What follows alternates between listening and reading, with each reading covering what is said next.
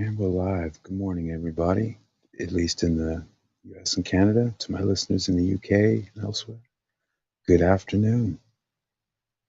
It's just jumping on a little bit. I figured, even though I'm dead tired by the early morning when I get off work, this is actually the most opportune time to go live. So probably gonna do some more live streams around this time of day. The reason I'm coming on now is to get some feedback, either now in the live chat or after the fact in the comments, on what my first topic should be for my new series, Random's Myth versus Reality. This is Sam Langford right here. This one of the topics would be, that would especially involve him, but involve a lot of people, would be the idea of the broke early era boxer who can't afford to eat, the nutrition myth. And as far as like someone who wasn't able to get a world, quote unquote, world championship, although the color championship was a world championship, reported as such at the times. But for someone today who's seen as not winning any kind of world championship, was he wandering around broke or was he living it up? And it also ties in to another topic I was thinking of, which would be being shut out from title shots doesn't mean shut out from the pugilistic fraternity. And there's sort of a myth that like, oh, well, you never got this opportunity, therefore there was nothing there for you, or you couldn't be, moving in the highest circles of pugilism. So we addressed that. The center picture there of Langford with Jem Mace, I think that was taken in London sometime in the early 1910s or teens. But that was a prominent figure. But I thought that was something that would be worthwhile talking about. A lot of these relate to Sam Langford or Harry Greb, the athletes that I've really spent the time studying. I don't want to talk about things I don't know about, or try and pretend I know more than I do. So let's see. One other topic that size, as far as relating to size of boxers, and that you can't be the top dog because you're too small. And involved in this, I have some stuff on people talking about Sam Langford, a little short guy, often a lot lighter than others, about his punching power, and some supporting evidence to sort of explain and lay out how punching power is not a new thing, technique is not a new thing, understanding punching form isn't a new thing, and there isn't necessarily an advantage today for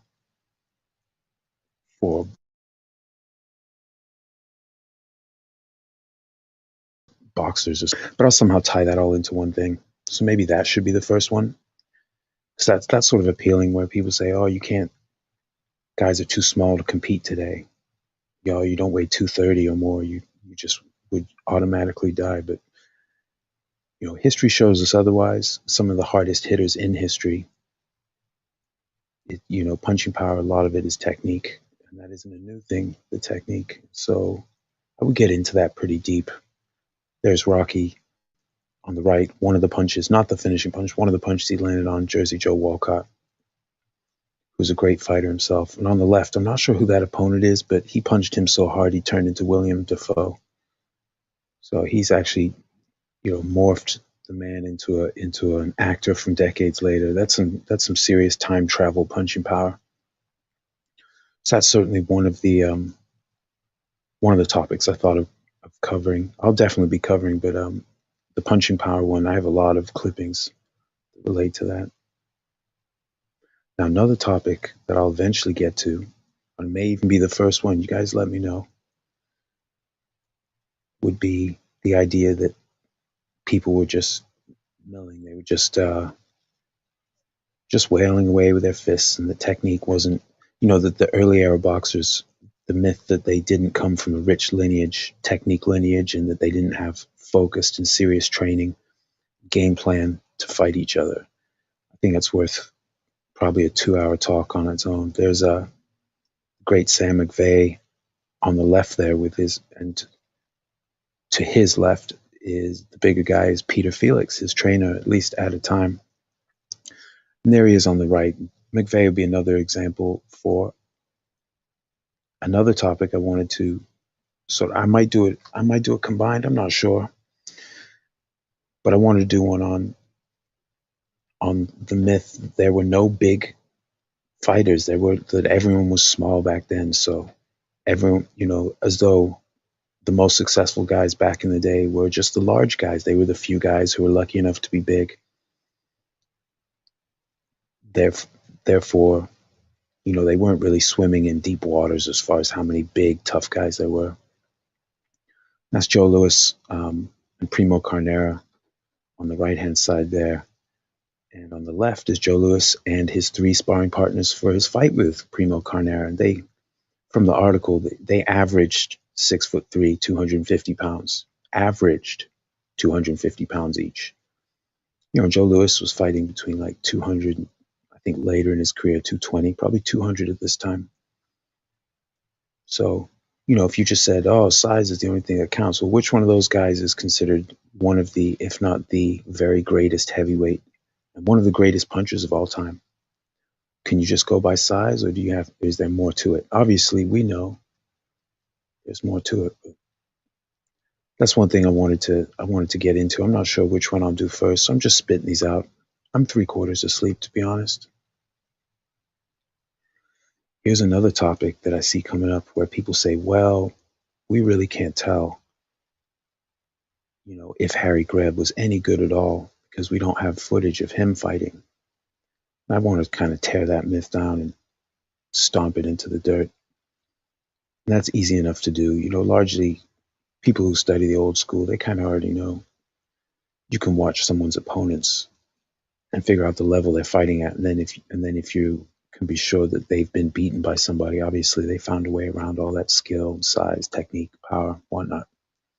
So that's definitely one I'd like to get into. I'm a little less familiar with Greb than I am with Langford, but this is definitely a topic. Having studied him for one of the live chats I did with Scrapbook Boxing, the boxing librarian, I've definitely studied him enough to make a compelling case, to say the least, for being able to judge how good someone is without directly seeing them fight, basically from the written word and from being able to watch many of their opponents. To understand the texture of a division, the texture of times, and then understand what someone has to overcome. You can, in fact, know that someone was a great fighter by who they overcame, even if you can't see them. Someone in the chat here, Antonio Mosley, good morning or good afternoon. Hope you're doing well. I'm doing great, man. Help me brainstorm here, brother. I'm trying to figure out my first topic for Random's Myth versus Reality. I'll recap for you. I'll just go back through. So let me think of the ones that I already mentioned. So the idea of the broke boxer, like being locked out of opportunity means not being able to run in the highest circles or live a really rich life. Langford's a great example of that. So that was one of the myths I wanted to get at. The other one is that you have to be big to hit hard. That's a big topic now where people say, oh, this guy's Wilder's the hardest hitter ever because he's so big. And that's happened with other fighters. But, back in the day when power punching was certainly already a thing, we know this, Fitzsimmons and then Langford, those were considered the hardest hitters. Many ring experts believe that Langford is the hardest hitter in the world, not accepting Jack Johnson, meaning that everyone knew Johnson had like 30 pounds on him. But they still knew what was up. They knew Langford was the power hitter. And Bob Fitzsimmons was famously not short, but he was a thin guy, rippling with back muscle from his training, but also from being a blacksmith. But, these were by no means even like anywhere near the size of some of their opponents whose jaws they cracked. And so people back then, they were very harsh on boxers. So if they're calling you the hardest hitter in the world, there's a good chance you are. They're not gonna just throw that out lightly out of some sort of romanticism. And so that's definitely a topic I'd like to touch on at some point. Size, meaning you can't have power. Rocky, Langford, even people would say Julian Jackson, the Hawk, although he didn't fight above his weight as much as some of these other guys. Rocky and Langford really gave up some size. The other topic I brought up, Antonio, possible topic, was that there just weren't any big guys around. There just weren't any big guys around in boxing. So the guys today who are really big, they'd automatically win. Let's see. Size doesn't determine the power of a puncher. I'd rather take a punch from Fury or Joshua than from Langford or Jack Dillon. Jack Dillon. Good call, brother. The Giant Slayer. That's right. Nowadays, people have to stay inside or close to their weight class, so we don't get to see someone try, unless they're both heavyweights. But as far as seeing someone who can make 160 pounds try to crack the jaw of a guy who's 230, we don't get to see that today in, outside of certain freak show fights, celebrity fights, or things like that, exhibitions. But in the regular realm of boxing competition, we don't get to see that.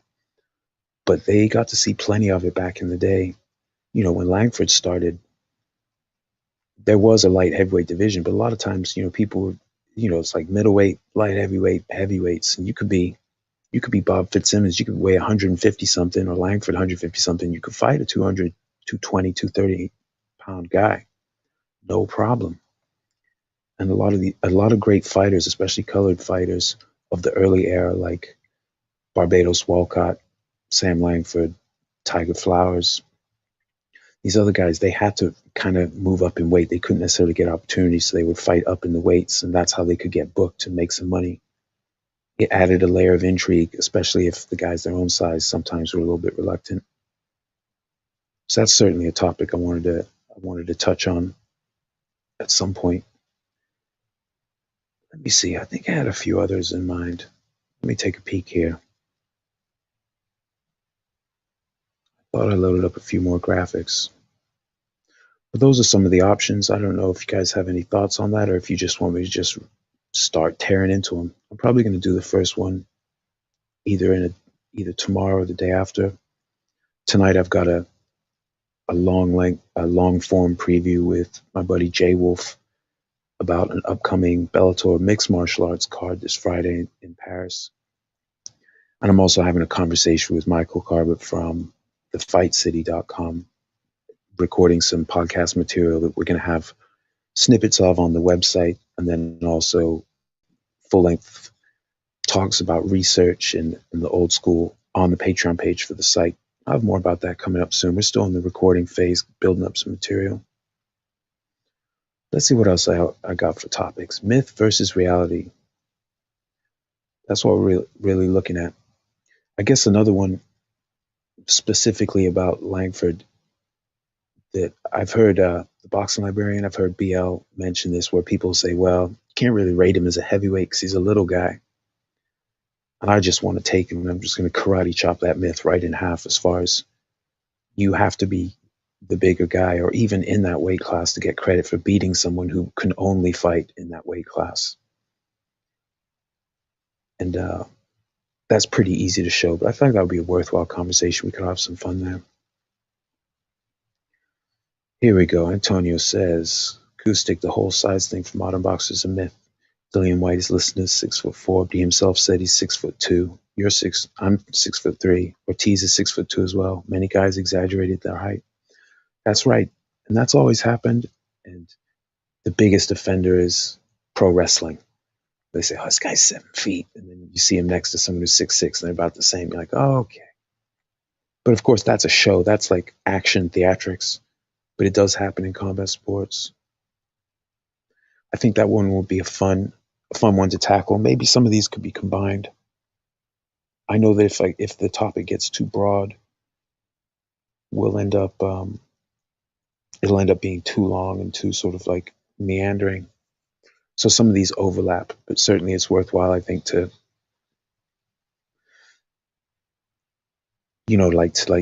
take it sort of like a narrow application of like what myth we're going to attack, and then some of these graphics that can be reused.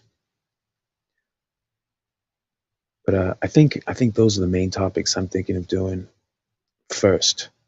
There are other ones like the myth, where people think that back in the day, just because life was a lot different, that people didn't have a sense of humor, or people were dramatically different from they are from the way things are today. Like it was all just humorless, almost like unconsciously. I wonder if a lot of people, when they see things in black and white, they start thinking black and white movies and everything's sort of like herky jerky movement and 1.5 speed walking around. And everything just seems like a Charlie Chaplin film, rather than the reality is that it was a very textured life back then, and people aren't that much different now from they were thousands of years ago in their temperament, let alone 100 years ago.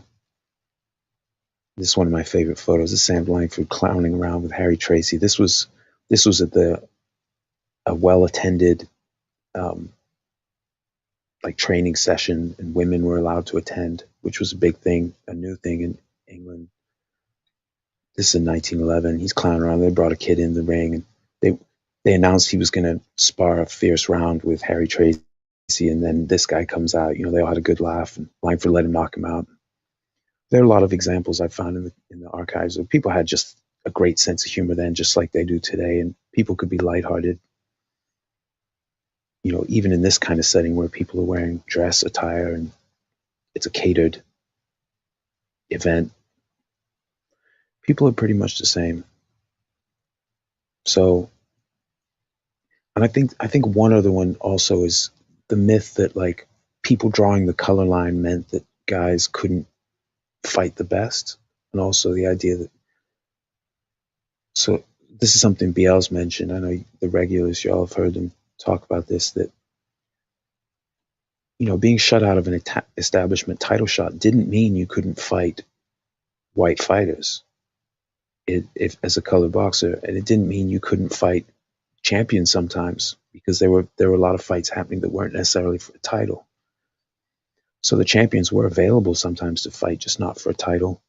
Langford fought Stanley Catchell, the great Stanley Catchell, the middleweight king of the day, in a 6-round non-title fight in a no decision state. So if no one was finished, it just goes, there's no decision rendered. The newspaper men were split on who got the best of it. But he fought the middleweight king of that day, or the establishment middleweight king. He just couldn't get a title fight with him, and they were reluctant to follow through on I think it was a 25-round fight they were going to book for the title on the West Coast later, and it never happened. And Ketchel was murdered before they could possibly, someone come up with the money to bait him to go have the long fight. So I think that would be a worthwhile discussion, the idea that you just can't, that because you can't get a title shot, you can't fight any of the elite. So therefore, people can't be, they don't have the resume, because people who know Langford know he has the resume, and he fought guys who either were world champions, like he fought Catchell while he was the world champ, the acknowledged world champ, or fight champions later or before. So he fought Philadelphia Jack O'Brien, who was a world-class middleweight and light heavyweight. He didn't fight him while he was the champion, because he never really bothered to defend the light heavyweight belt, and he had lost since, but he got to fight him too, and or fight people who've contended for titles. So Langford was doing as the colored champion, he was doing the work of a champion. But that didn't necessarily mean those were his hardest fights. Like Joe Jeanette held the colored heavyweight championship, but he didn't have an establishment title, but he was a far harder fight than, say, Stanley Catchell. Catchell was a great fighter, but, Joe Jeanette was another level. And so I think that would make for a worthwhile discussion. Antonio says, agree, black fighters could fight champions, but only in non-title bouts. Great example would be Charlie Burley. Interesting enough, you don't see non-title bouts nowadays. Yeah, I think though, I think nowadays just the kind of career that boxers are trying to build for a legacy in the context of modern boxing, they're looking for certain things. Not necessarily the fans are, but the boxers themselves are. And I see boxers, occasionally there are people bragging about like the combined record of their opponents. Last 3 opponents were 99-2, which can be very impressive, but that doesn't really speak to how tough someone's been matched. And you go back in the day and you see certain guys and look from their fight to fight how tough they were matched, like Joe Jeanette. I think he started off with a pretty much even record over his first 23 or 4 fights. He was like 10-10, 10-10 with some draws. Then you look at who he fought, and you could take a guy today with a 20-0 record who hasn't fought any like legitimately great fighters, and you can go look at guys like Joe Jeanette or even Larry Temple, a lot of guys from the old school, and you see how tough they're matched. So people who know often judge careers in the context of how tough their schedule has been, because it's not new for boxers to build up an impressive numerical record without really fighting much of anybody. The difference is they used to do it so quickly in the old school, like the distant old school. I'm talking about the early 1900s, late 1800s. They'd build that record so quickly and then be match tough, so they might end up with a 24-7 record. 20 of those wins meant nothing, but they churned through those, so they're still in their prime being match tough again and again and again, even if they padded at the beginning. Nowadays, maybe they take 5 years not fighting anyone of note, and by the time they fight at a world-class level, they're well into their prime, so they're not really fighting at the high levels as they approach their prime because they're worried about not catching a loss. Back in the days when the newspapers were reporting, a lot of times they didn't always give, unless it was a deep write-up, they didn't talk about wins and losses like as much as today. They would talk about notable wins or losses. The rest of the stuff was often ignored, either because the newspapermen in question didn't have easy access to like the complete record, or because they just considered it unimportant. So, and this is especially true in the fight listings. If you got, they'd sometimes do just bullet point, like, these are the bookings. Sometimes they give you like a little sentence. If you had done something notable, or if you were coming off a notable fight. So they might have said, like back in Langford's early career, Langford who got the best of Joe Gans.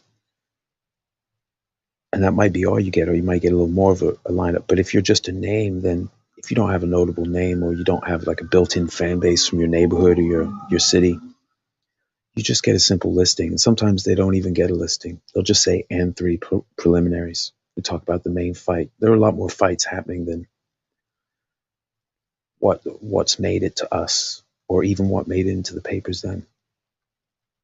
And I guess one other myth I'm going to go at is like the idea that fighting the same opponent again and again somehow like gets rolled into one fight, but that standard isn't held across. So like, Muhammad Ali and Joe Frazier, this fantastic trilogy. Well, the fact that he didn't, Ali didn't go undefeated in that series, that's not really held against him the way, say, like the great series of all time. Certainly this 3-way rivalry right here, Joe Jeanette, Sam McVeigh, Sam Langford, none of them went undefeated in their series against the others.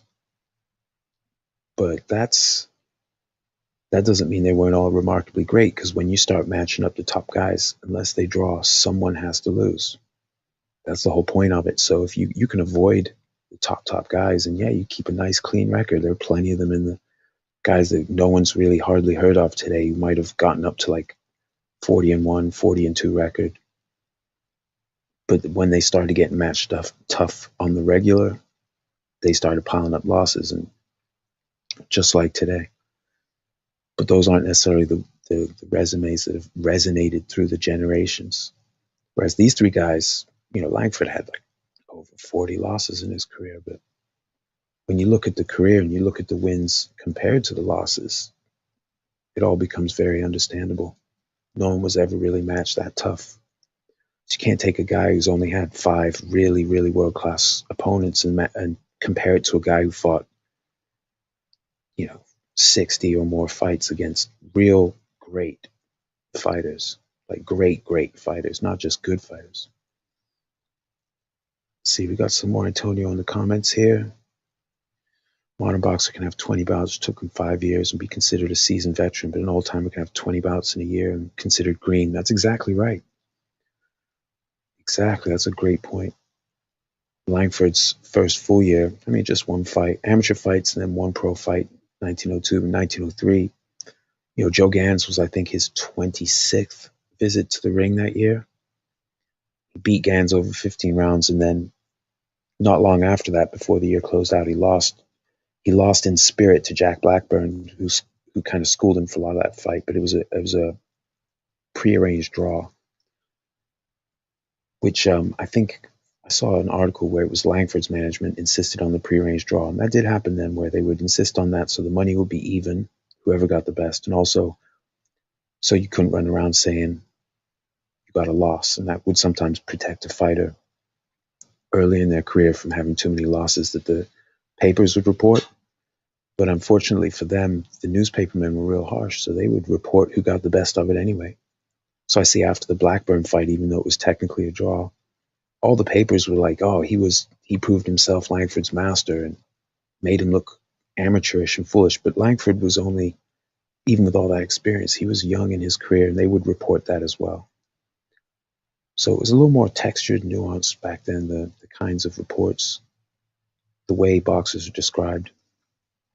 And certainly that's one of the myths was that, like, we can't trust newspapermen from that day compared to today. That would be an easy myth to destroy. I definitely plan to destroy that one in a live stream. And also one of the ones that irks me is like the small fighters, small heavyweights. You can see there Joe Louis compared to these all four of the other guys in these photos. He's the small heavyweight. He's the little guy. If size was everything, Carnera, even though people say he couldn't fight, well, later in his career, after he'd gotten a ton of experience, yeah, he was good. Was he great? I don't know if you could call him great, but he was enormous and good. And that's what a lot of today's guys are. Are they great? Well, they're good, but they may be enormous, but that doesn't mean that they could go back in time and fight Joe Louis. Like, Joe Louis was a real hitter and had, like Langford had, he could punch from short distances from any position. He had knockout power, not just in either hand, but from every position, because of his balance, because of Jack Blackburn's guidance. Let's see. Hello, howdy. Welcome to the chat. We're just talking about possible subjects for my myth versus reality series. I'm trying to figure out which one to do first. And I'm not sure. I kind of want to attack all of them at the same time, but I think the nutrition one bothers me. Among the different things, the nutrition, where people like, oh, people as though they couldn't afford to eat, so therefore they were waifs. Therefore, the guys today who have access to, all this different stuff, like, they're in better shape. But these guys back then made money, so if they wanted to, they could get clean food. It didn't have a bunch of crap in it, preservatives and whatnot, hormones that we have in today's food. So if you could afford to eat well, you could eat really well. You look at Sam McVeigh there on the right-hand side. He was absolutely ripped. And then you look at, like, the huge fight between Tyson Fury and Dillian White. Neither of those guys are in that shape right there. Sam Langford, almost no body fat, absolute tank. That's from one of his fights with Jack Johnson, so he's probably 200 in that one. He got up to 220, but this was a seriously ripped guy. He had an 8-pack. You see the guys today, you could put bras on them compared to some of these boxers. And it's not just one guy. I'm not picking out one guy. You can look at a lot of the heavyweights back in the day. They were in much better shape. And guys like Rocky, who was small, yeah, he was like in his 180s. He could have come in at 200 and just been like a lot softer. Like sometimes we see guys today, yeah, the guy's 230, but, put him on a diet, he might be 225. He just wants that extra size, that just to put his center of gravity more firmly planted. But it's not necessarily the best thing. And because we don't get to see the little guys use that stamina to tire out and school the larger, less mobile guys, we don't get to see that much. So people forget, if you took away all the weight classes, yeah, you got to be of a certain size probably to be competitive. You got to at least have the power to keep someone off you. But it doesn't mean that a 200-pound all-time great couldn't just absolutely school some 230-pound guy with a muffin top who jiggles as he bounces around the ring because for whatever reason, he's not actually ripped. Or a guy who spends all his time lifting weights instead of, the heavy bag and the speed bag and the things that won't necessarily build muscle, but they'll build stamina. Antonio says, by that logic, we can't trust history books, right? Those guys are ripped. Joshua has a similar physique as them, but considered an evolved fighter. Yeah, and Joshua's a great example. He's a powerful fighter. He has good wins, but If you look in the rematch with Ruiz after he lost to an out of shape looking guy. How about that? He was too muscular. You know, the new heavyweights are too big and muscular. But then Joshua, you know, Ruiz got him with speed and resilience. You know, he got knocked down, got up, and got him. In the rematch, Joshua did win the rematch convincingly, but you could see he was a little bit timid. He wasn't like he's some graceful Muhammad Ali type guy gliding around the ring. He looked kind of like a little bit flinchy and like being very careful. He kept to his game plan mostly, but he wasn't some smooth mover. So just because he's big doesn't mean he could then school Muhammad Ali. Muhammad Ali would probably dance circles around him and mush his face up. Not automatically, but I wouldn't be surprised. I wouldn't, you know, but so, until we saw Joshua lose as a pro, oh, he was one of the guys who was just too big for everyone all time, you know. And not everyone's like, say, great Lennox Lewis, where he was pretty adaptable. So he could take different approaches and had a fundamental skill set as well as being big and the ability to be aggressive. He could also get very technical. So, but not everyone has that. Not all these guys can fight in any style they like. Go back far enough, someone with Langford's type schedule, he fought an incredible amount of different styles. Like in any single year, you can go and you can see a wealth of styles. This is Langford's 1904. So at the end of 1903, he'd beaten Joe Gans, had the prearranged draw where Jack Blackburn got the best of him. So just in the very next year, he fights Andy Watson, was very scientific, taught boxing at Harvard for a time, but he also organized fights in Philly and in Boston. He knew what he was doing. You know, he wasn't a slouch. You weren't going to get past him as a lightweight. You weren't going to get past him easily. Then he fought Jack Blackburn again. Then he fought Belfield Walcott, the welterweight champ's brother, so he was a lightweight. He fought Johnny Johnson, who had been an amateur champion at 145 pounds. Langford was fighting around 135 this time. He fought Willie Lewis, and he fought Dave Holly. Dave Holly was a very difficult fighter. I've seen him described as erratic, but he's also like a very difficult fighter to go in against. He fought Elbows McFadden, who I believe got the nickname because he would block and parry with his elbows. He could damage you, but also just parry the punches off. Maybe it was a version of the cross-arm guard, or maybe it was his own thing, but he was a pretty rough character. Langford fought him. He was supposed to fight him in 2003, but he pulled out of the fight, and Langford fought someone else instead. But they did eventually fight. He got him. Then he fought Barbados Walcott, one of the greatest crouching fighters of all time, and another guy who was able to give up size, use his speed, his ability to rush in and pound the body and head to overcome enormous size that wouldn't be sanctioned today. He had some fights. Langford too had fights that wouldn't even be sanctioned today because the size disparity was so intense. Then he has 2 more fights against Dave Holly. So like all these different styles. He also had a fight against Willie Lewis up there, who went on to have a good career. Although I don't know what Lewis's style was like. Walcott was a crouching fighter, very difficult. He was 5'1.5", so he was very difficult to get to. And he had insane experience by the time, in years and fights by the time Langford fought him. Then 2 fights against Holly, and then he fights Watson again. And he fights, I think the guy's name was Tommy Sullivan, and Blackbird again, and then Joe Reed. Joe Reed, sort of a regional level guy. Fought him a couple times. So that's just 1 year of experience. Langford's still a very young guy, new to the game. This is only his 2nd full season, but look at all the different styles he's already touched on. And he's learning. He learned from fighting him directly, but also he'd said Belfield Walcott showed him things that his brother Joe, the champion, had taught him. And around this time, you know, like he got his only world title shot. The one that actually happened was against Walcott, 15-round draw. But then he was fighting, Walcott was booked to fight Joe Gans, the great Joe Gans, the lightweight champ. They were going to fight for Walcott's welterweight title. At last minute, it became a non-title fight, even though they both made weight, and that pissed off a lot of the people. You know, that was happening on the West Coast. While that was happening, I think it was the day before, Langford and Holly were fighting to see who would get to challenge the winner, and then that fight was a draw too. So it didn't come about that way, but at a time there, people were calling out the winner of Langford Holly, a lot of different welterweights wanted that fight. Now, but later in Langford's career, when he starts fighting heavyweights, middleweights, and larger men, even all the way up to heavyweight, then he started having real trouble getting fights.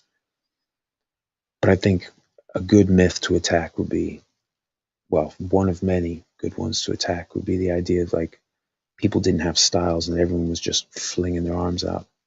There were more styles in effect back in the day than there are today. Today is much more formulaic. Let's see. Antonio says Joshua cut down from 250 to 235 for the rematch. He understood having extra muscles only hinder him. Same Langford era of boxers under that basic concept. It's about functional muscle. Exactly. Yeah, Antonio, you see, you know what's up. Like Joshua fighting someone like Joe Louis. Well, is Joshua faster than Joe Louis? Does he throw like more vicious, pinpoint precision shots than Joe Louis? Being bigger just is you're a bigger target unless you can do something with it. That's part of the thing that makes Fury special, at least as he's looked so far. But I mean, he's not fighting that often, but he's been able to use his size. But he's also pretty nimble he's very nimble for someone that gigantic. That doesn't mean he beats everyone, you know. Even ones that seem absurd, like Langford or Rocky Marciano. You say, well, Tyson Fury's huge.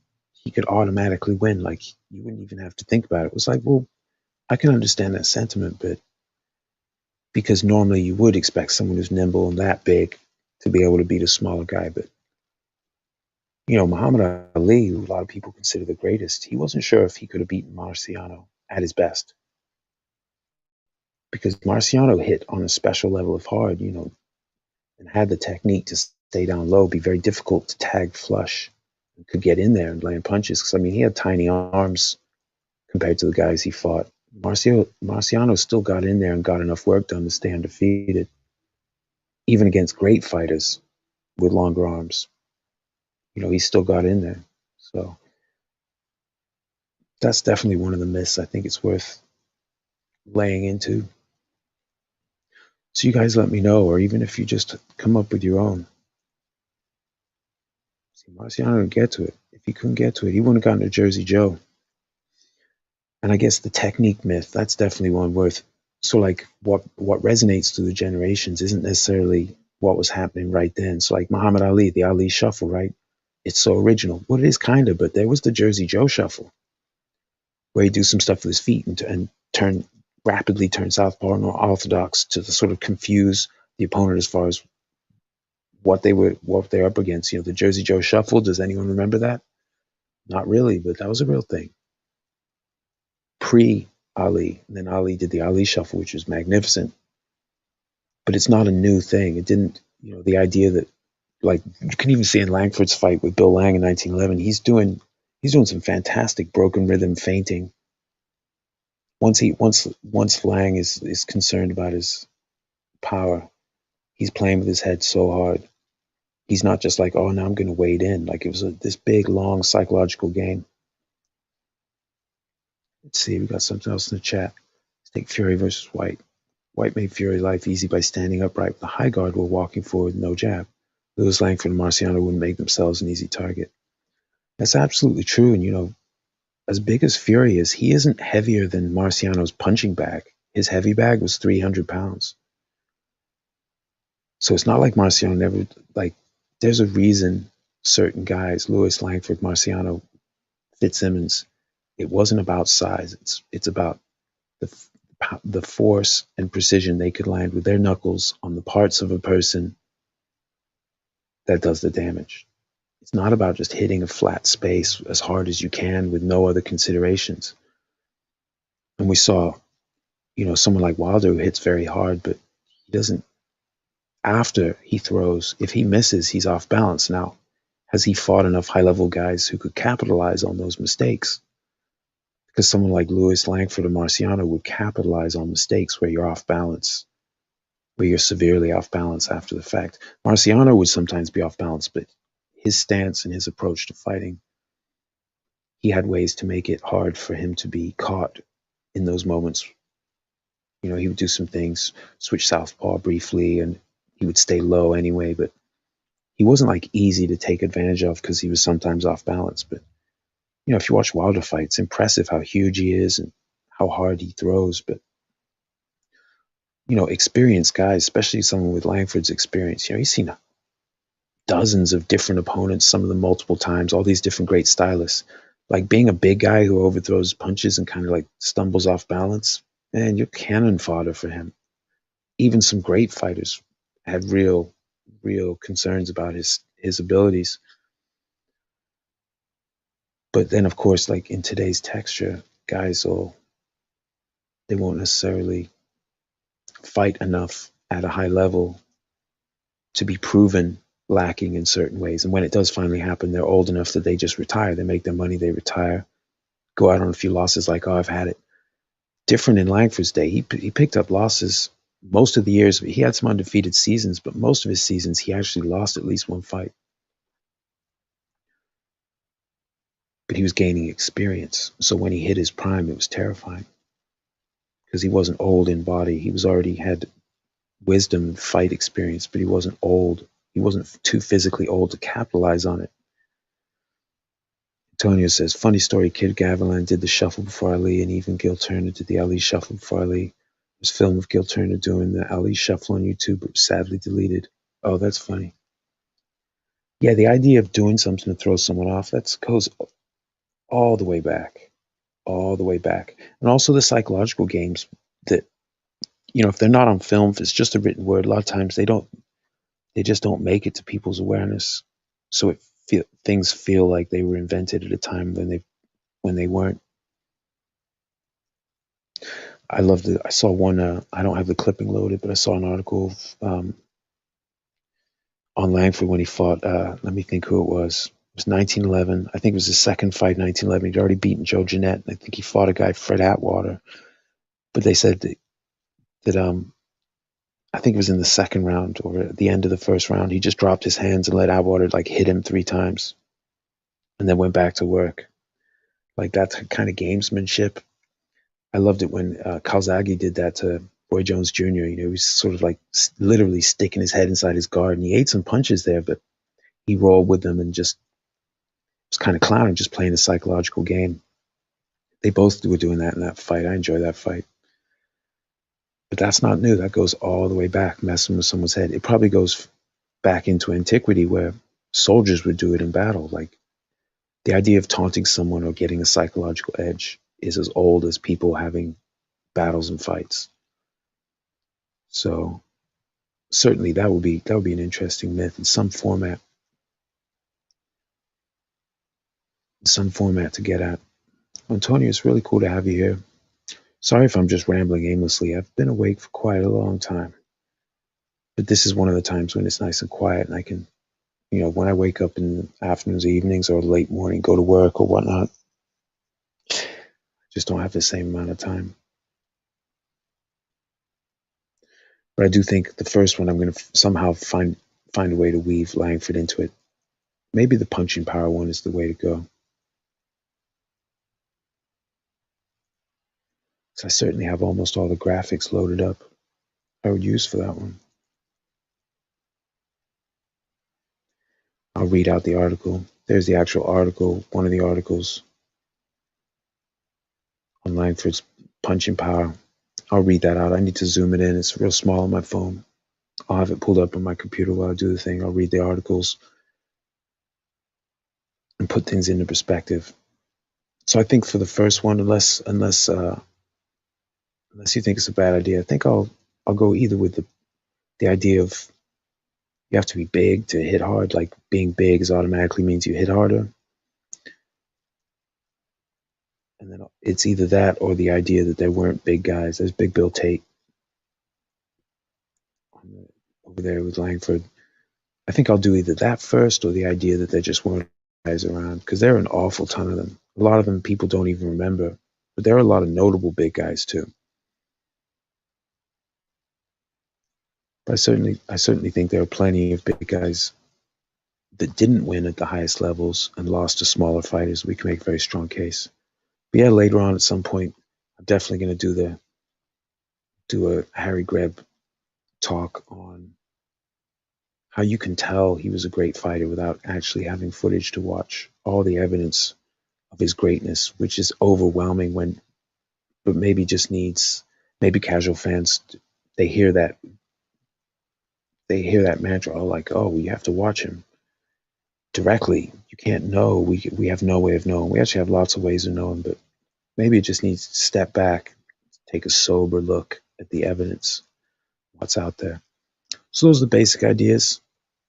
Cable, I've been talking for 45 minutes. My goodness, I probably need to sleep.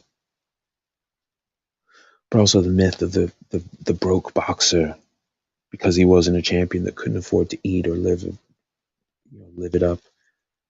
It's another good topic. We got a lot of good topics coming up. I just wanted to jump on briefly. There's so many different ones, and I was starting to struggle because I got like a list of probably like 6 or 7. But I'm going to do episode 1 sometime this week. I'm going to do episode 1 of the series, and we'll see. And I'll get through them pretty quickly. I think it's mostly about making up the graphics, and if I have clippings, I need to do them large enough that if I'm on my phone only, I can read it. So that's a wee bit small for me. It just talks about different kinds of knockouts Langford got in support of its assertion that he is the hardest hitter in the world. I think this article was from 1911 or 1912. So this was when he was only probably walking around at 170 pounds. And Fitz was walking around in the 150s, known as the hardest puncher in the sport. And there's some big fellas.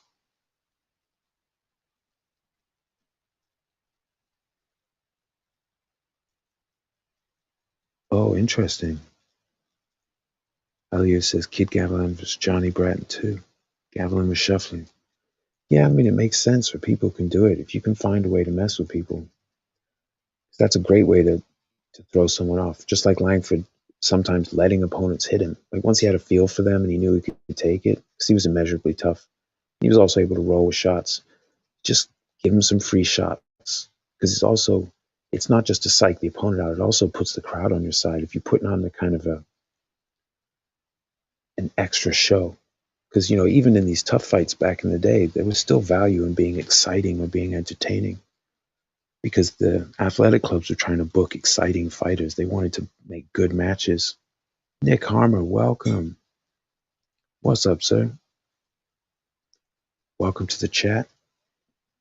I think you said you're in the UK, so good afternoon. Just having a little coffee, talking about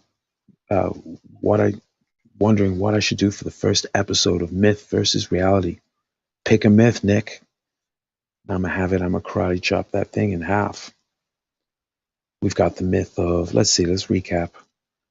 Got the myth of, oh, we don't know if Harry Greb was a great fighter because there's no video of him fighting.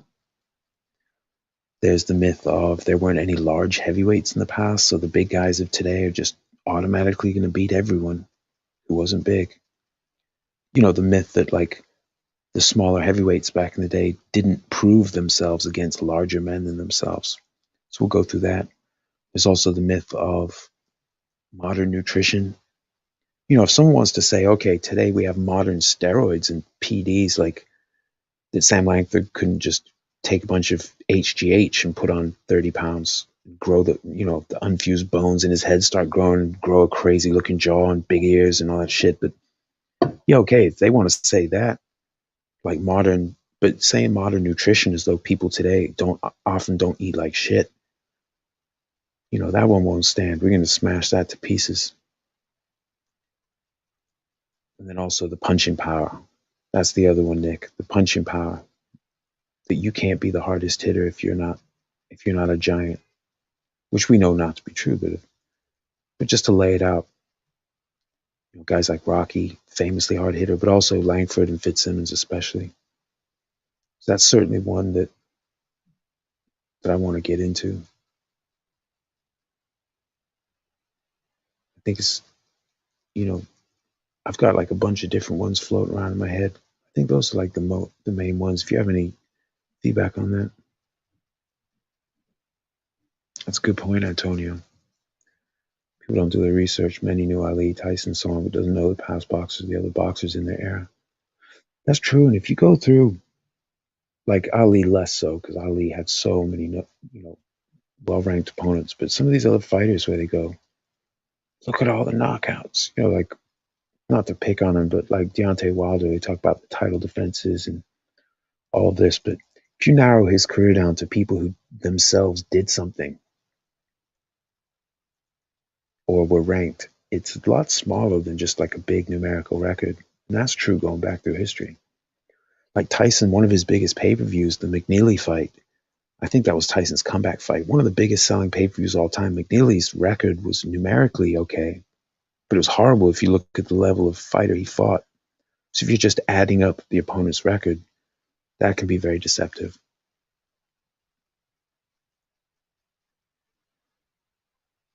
Antonio says, took a break from boxing, too much ignorance in the community. Now I'm back. How you doing? Antonio, I feel you there. I've been very cautious about who I interact with so that I don't have anyone trying to kill my buzz.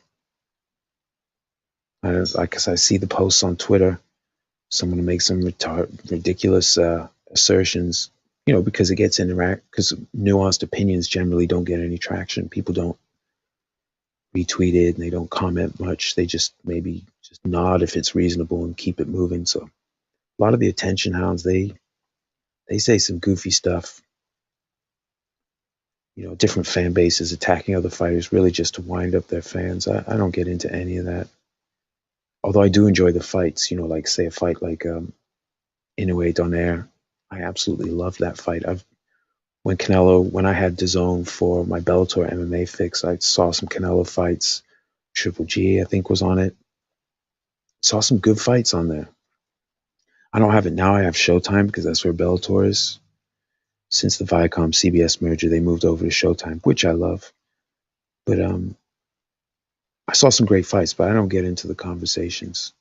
Like with Canelo's upcoming fight, I'm going to definitely enjoy it, but I don't really care what anyone thinks about it. I'm just looking at the guy he's fighting, look at it, maybe who's fought, just try to enjoy the contest rather than people trying to talk either of them down, minimize them. Especially a bunch of scrubs on social media, like people aren't being respectful. They, this is dorks in basements just trying to get in, just trying to be edgy so they can get some attention by attacking, prominent athletes. I guess maybe it's fun for some people. It's not my thing though. I certainly don't want to see it. I do my best to block and mute edgelords on social media. Oh my goodness, Nick. Hope you're feeling better today. Thanks for joining the chat, my friend. It's always nice to see you. It's always nice to have you guys here. I know this is a weird hour for me. I usually do things about 12 hours from now. Tony says, let me take Ali for example. Ali had this ability to sway the fans' way of thinking about his opponents. He can say they were bums and people believe him even though they were highly skilled. It's very true. Because he's doing it. He's playing the psychological game so he can get an edge and also create a buzz. But that doesn't mean, Yanni's the greatest. I mean, it was great entertainment and he had skill. But that doesn't, he said later in his life, he didn't think of himself as the greatest. It was something he said. But people remember the trash talk. And then they're like, oh, guys, absolutely. Nick says, Antonio, I feel you, buddy. Too many clowns, a lot of live chats. I go to very few live chats myself. I like doing them because I like to talk. I like to talk about fights rather than just always learning. I like to talk about it. I appreciate all you guys coming in, just having a respectful conversation. I also appreciate anyone who listens and has no conversation. The only people I don't appreciate are the edgelords who are just trying to get a rise out of people. But I think of this, like if I'm doing this, even though it's on the internet, it's public, people can watch, but intellectually, this is like a library, man. If people are out of line, they got to go.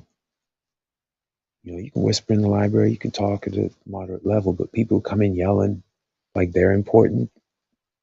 I'm sorry, I don't even care if they're competing athletes themselves. They're yelling like they're important in a discussion that isn't about them. That's just like going into a library and start slamming stuff around. You got to go. Some people, they like that edgy stuff. They like to argue, and I like to debate, but I don't know about just straight up argue. I'm wary of anyone who tries to be wrong for effect. unless they're actually having some sort of satirical commentary by doing that. But like anyone who's trying to be wrong for effect in what's supposed to be a debate, that's disingenuous, intellectually vacant.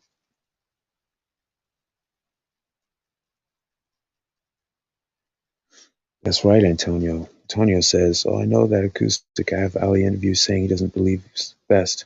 Simply did it for attention. The Ali fans take everything he said as legitimate." That's true. And that part of this series, the idea was to, myth from reality. People have an idea. So, like, say, with like the Ali Shuffle, that would make a great little live chat on its own. Even just the term shuffle, it's not even just doing something to mess with someone's head. Even just the term, the such and such shuffle.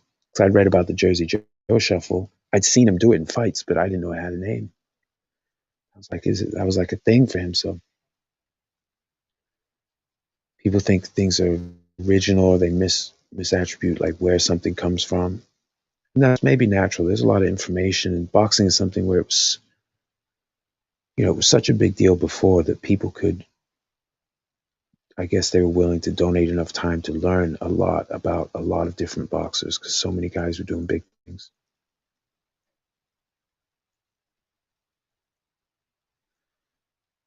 Tanya says, Nick, same. I'm simply being acoustic, BL, scrap, Jedi, and IQ live chats.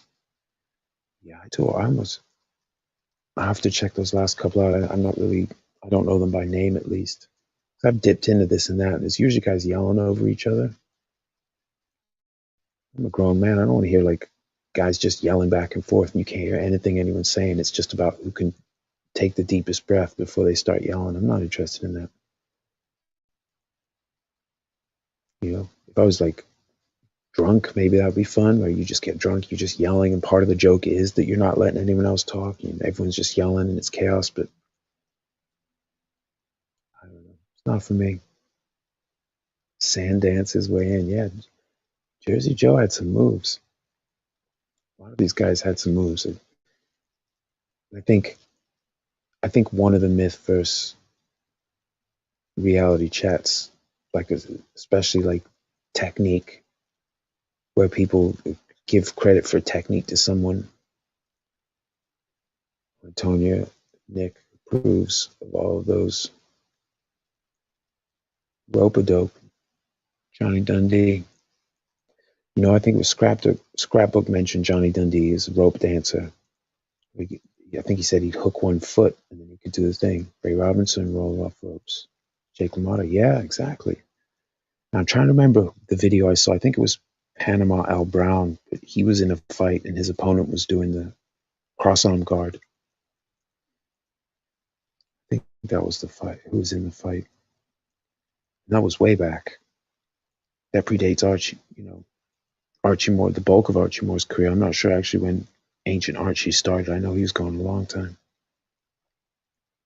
These different things. There's in some of Jimmy McLaren's fights, some of the feints he's using and some of the baits, some of the traps he's laying. See other fighters do it, like Floyd Jr. with the shoulder roll. Lots of guys use the shoulder roll. Dave Holly. Dave Holly debuted, I think it was actually January 1st, 1900. He had his first recorded fight.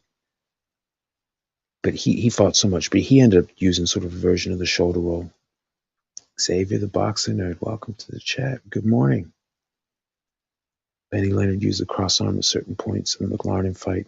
Be posting that fight when I have time. Oh, fantastic. Yeah, that's a good fight. And McLaren was just too much because McLaren was larger. Benny had put together a bunch of wins, but he hadn't fought anyone on McLaren's level. I guess that's what ended his comeback. But McLaren was a serious dude. Yeah, please put that fight up. I've seen on other channels, but I want to support your channel. Please put that up.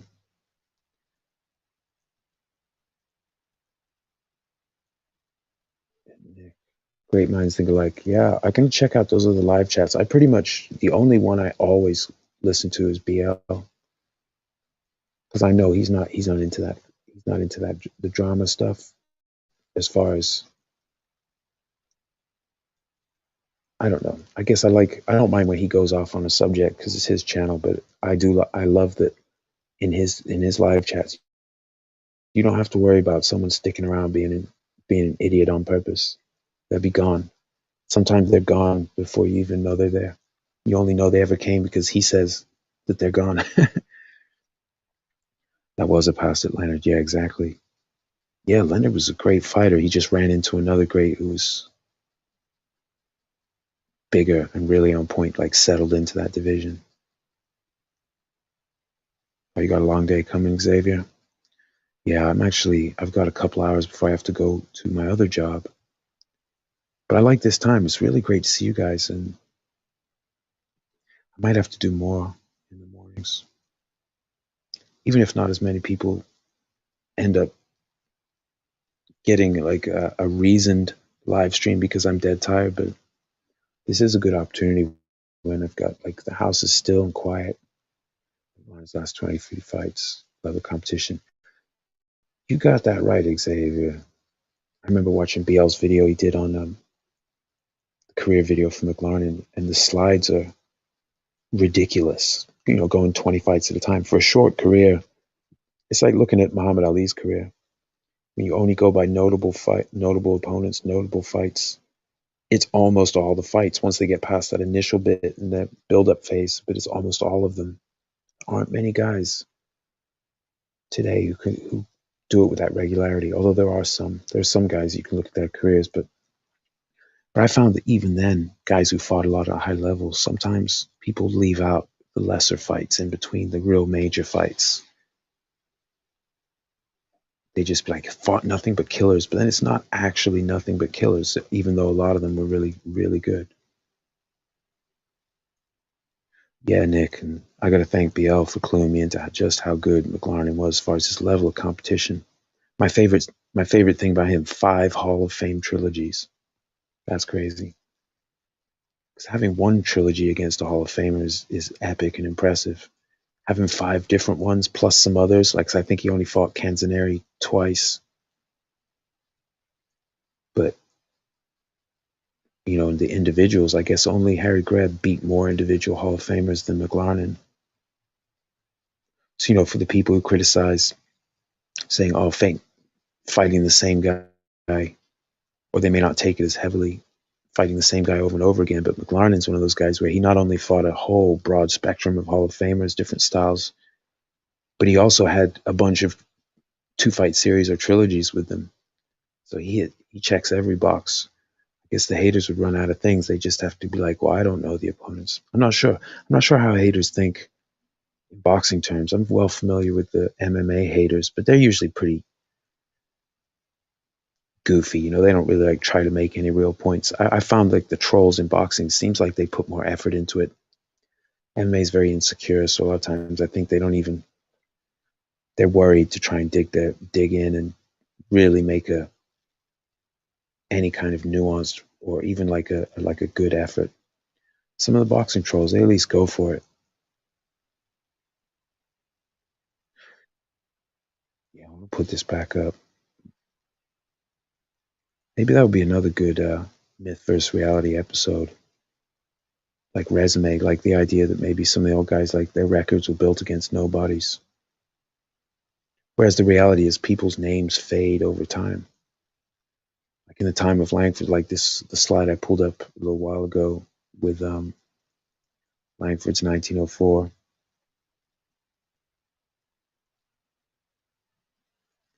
You know, if you talk about nobodies, well, Watson was a somebody. Jack Blackburn was a somebody. Belfield Walcott was considered, he had more of a mixed record because he was matched so tough, but he was considered a somebody.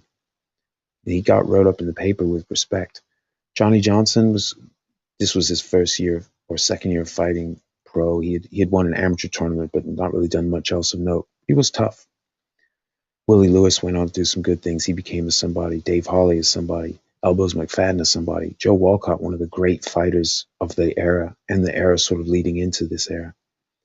2 more fights against Hawley as somebody. Watson as somebody. I'm not sure about Sullivan. I don't think so. And Blackburn again. Joe Reed was sort of just more of a local regional guy, but that's a lot of somebodies to fight in 1 year. You know, if you translated that out to a lightweight or a welterweight or someone in light and welter today, just for 1 year, they'd be hailed as the next coming of Ray Robinson or something. going through all of that. And of course, that first fight with Watson, that was January 6th. So that was only a few weeks after he'd fought Joe Gans, the greatest lightweight of this era. Gans, who went back to after the Langford loss, he won a ton of fights in a row. Like 17, I think he went unbeaten 17 fights before he lost a newspaper decision. Then some more fights before he actually lost the title in a long fight. It's crazy level of competition. You know, I have a lot of respect for all the boxers, but let's keep things in proportion. You know, like it's hard anyway. But what these guys are doing here, this was another level. Yeah, Nick, that's right. That's like one of the things I'm actually really happy I was able to do. I found that Andy Watson pick in an old newspaper article. Found a quality scan of the page, and I emailed BoxRec, and they very graciously put it up. Which is, that's not their main business model. Filling in the gaps in the old school. They track a lot of boxing today, so I really appreciate them. I appreciate them as a resource. I don't look at their rankings or anything. I'm not interested in that, but they're very useful. And my other one that I've gotten them to put up, other than Andy Watson, was Danny Duane, who fought and defeated Langford in 1903, gave him his only loss. So Danny Duane, people don't even know who he is. They probably think he's an actor or something if they just heard the name. But he actually beat Langford the same year. Langford beat, tough guys like Patsy Sweeney and what was the guy's name? Oh, a few different tough guys, Stonewall Allen and stuff. I'm drawing a blank. I'm very, very fatigued right now. But Duane got a win over Langford just months apart from Langford's win over the great Joe Gans. So, and Jack Blackburn, who Langford fought, you can see here, he fought him a bunch of times this year. Blackburn got the best of Langford just weeks after Langford had gotten the best of Gans. And Blackburn also got the best of Gans not long before Langford beat Gans. Blackburn and Langford were the only guys to get the best of Gans in like dozens and dozens and dozens of fights, long stretch. Bruce, good morning, sir. Hope all is lovely in Rhode Island. Welcome to chat. Bruce, I'm just trying to crowdsource some ideas and run some ideas by everyone I want to do a myth versus reality series. I'm going to be doing one. I'm probably going to do the first episode tomorrow, maybe, I'm thinking. So pick a myth that concerns the old school boxing largely. Whether it's, who invented technique or where technique comes from, or the fact that guys weren't well trained, or that schedules today are tougher, or that, oh goodness, what else? Nutrition. 86 Boxing. What's up, brother? Welcome, welcome, welcome. What's up, man? 86, yo, we've got to you other guys, 86 Boxing and myself, we're working on a little project in the back relating to the one we're talking about right now, relates to the great Sam Langford. So there's something, if you haven't seen 86 Boxing's channel, go check it out. There's lots of interesting shorts about some of the old school guys with like the animated photos, like where they make the face move, which is fantastic, but also some longer videos, the how good was, fill in the blank. And there's a lot of great fighters that are getting their credit thanks to your work. So big up 86. Good stuff, man. Great stuff. Yeah, man, we're just trying to figure out some topics for the myth versus reality. So the myth of the broke boxer, that's one. The myth that you have to be big to hit hard, and you can't be considered the hardest hitter if you're a little guy. So Langford and Fitz and then Rocky would be the main examples. But there are plenty of others. Plenty of others. And then the training lineage myth, like the guys were just doing whatever. That's definitely one. Also, like styles, like no one had styles.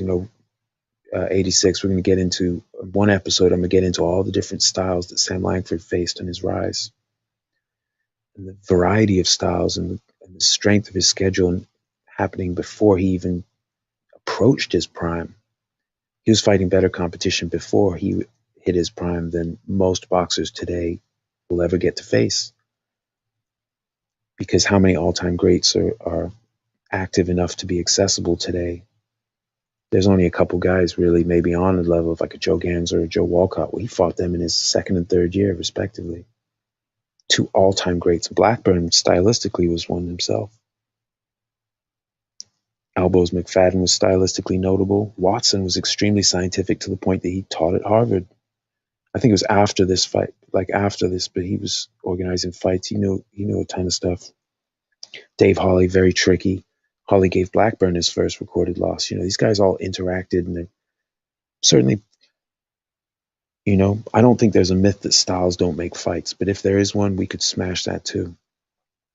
Another topic I had is where, because I see people say this a lot, well, we don't know if Greb was really that good because we can't watch his fights, which is easy enough to deconstruct, but I think it's worth taking a couple hours to do it in detail. So if you have any thoughts, 86 or anybody, on which I should do first, I'm going to get to all these topics. It's just a question of loading up the slides and going for it. I'm looking forward to all of them. So I just wanted to, that's the only reason I'm on talking for 70 minutes is just rambling. Can make a whole video about the fights Joe Jeanette, Sam McVeigh in 1909 leading up to and following their 49-round slugfest. Ooh, that's a great idea for a video. I like that. Yeah, that's actually fantastic. Talk about the trilogy they had that year, which I think was 20 rounds, and then they fought 49 rounds, and then another 30, at least according to BoxRec, another 30 toward the end of the year.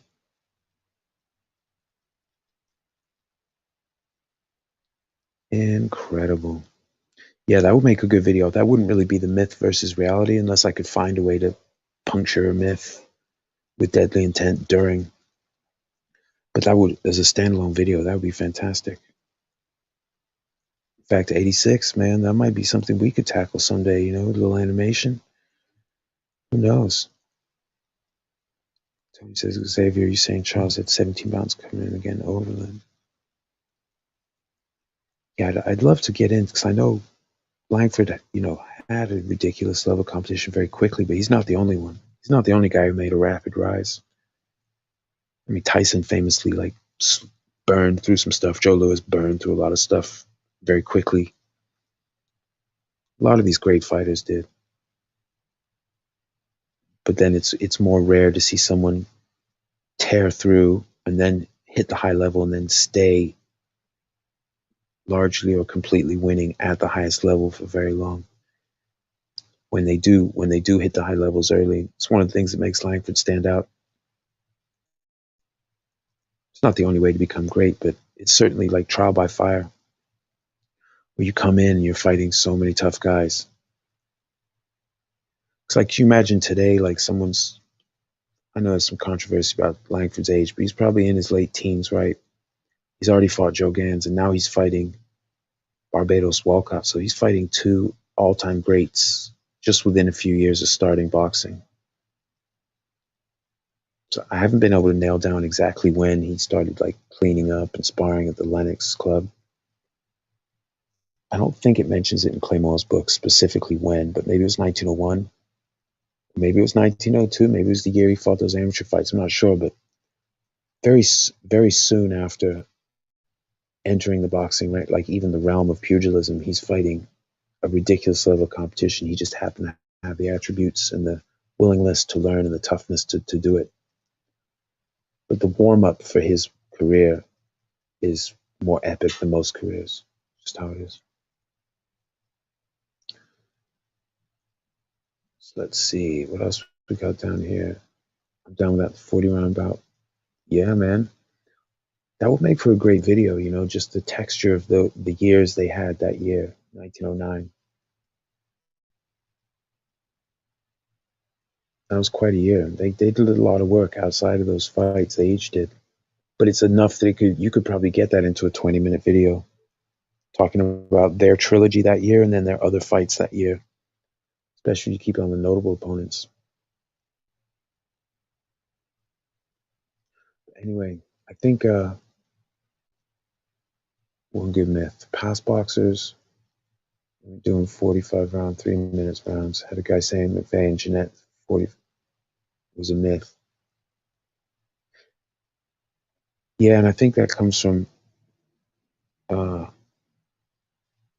It seems like that comes from because they're before prior to that era. They're under previous rules, a knockdown would end the round. That's what they would consider the break for a round. But yeah, from what I've read, they fought 3 minute rounds. And it lasted, and they reported the total length of the fight. It was reported in the papers. It's not. I think it's almost like the flat Earth thing where people go, well, prove, well, what about this? So maybe the Earth is flat. And you go, well, there's a lot of supporting evidence you're ignoring to take that position. Really basic stuff,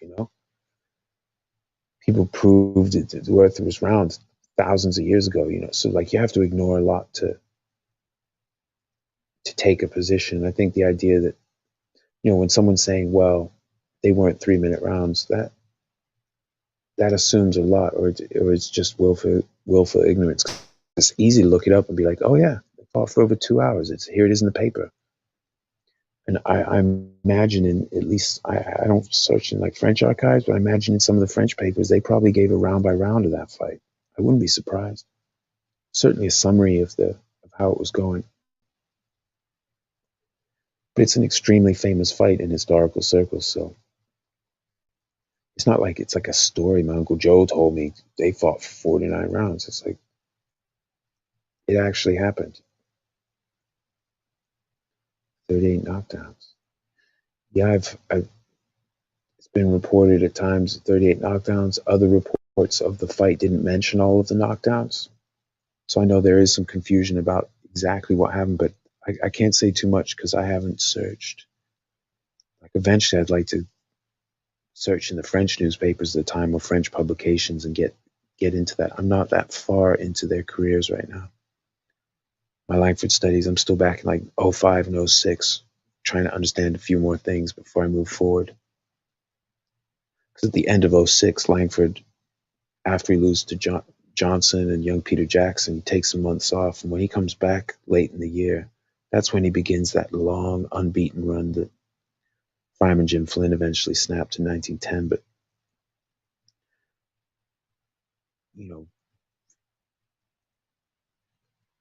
once I close out that bit, I'm ready to go on that run. But I'm trying to be very thorough in studying Langford and who was calling him out and who was avoiding him.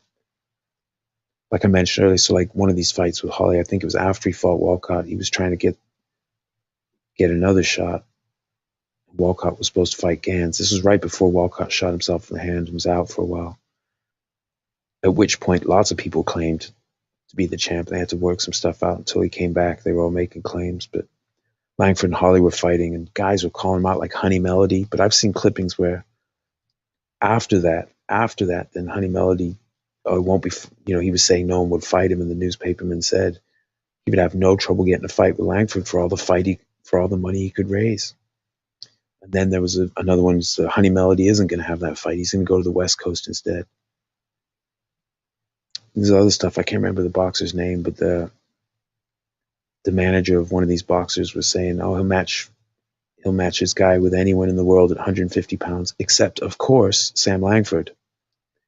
So the guy, even the boxer, acknowledged Langford can beat anyone at 150 pounds and maybe more in the world. Some honesty, some unusual honesty by today's standards, where they'd be like, "No, that guy is too good." Lots of people called out Langford and then didn't want the fight later, because Langford at this point he was a lightweight turned welterweight, so he was still manageable. But you get into 1905, he's fighting Joe Jeanette. He's fighting guys that these other guys this size, most of them wouldn't think of fighting. Blackburn later fought up the weights. Joe Walcott was fearless. He fought above the weights. These other guys, they max out at a certain weight. That was one of the things that was notable about Langford. He didn't max out. He just kept fighting bigger and bigger dudes. And because the money was better and because guys his size, a lot of them were reluctant. He just kept fighting at heavyweight. But the guys he came up around, like Dave Hawley fought at welter, but he wasn't going to go fight a heavyweight. Let's see. Antonio says, showed articles but said needed video footage to believe. When silent, the second asked you, do you believe an iceberg sank the Titanic? That's a good point. Or even like think about like the genius of Napoleon.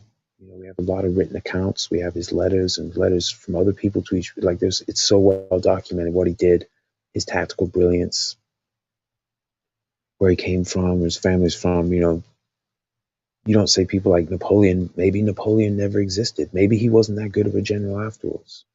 After all, because we need to see video. You know, or the fact that like, I mean, when you get back even further back in history, yeah, you have to measure the sources. I've been doing that in my research of Langford.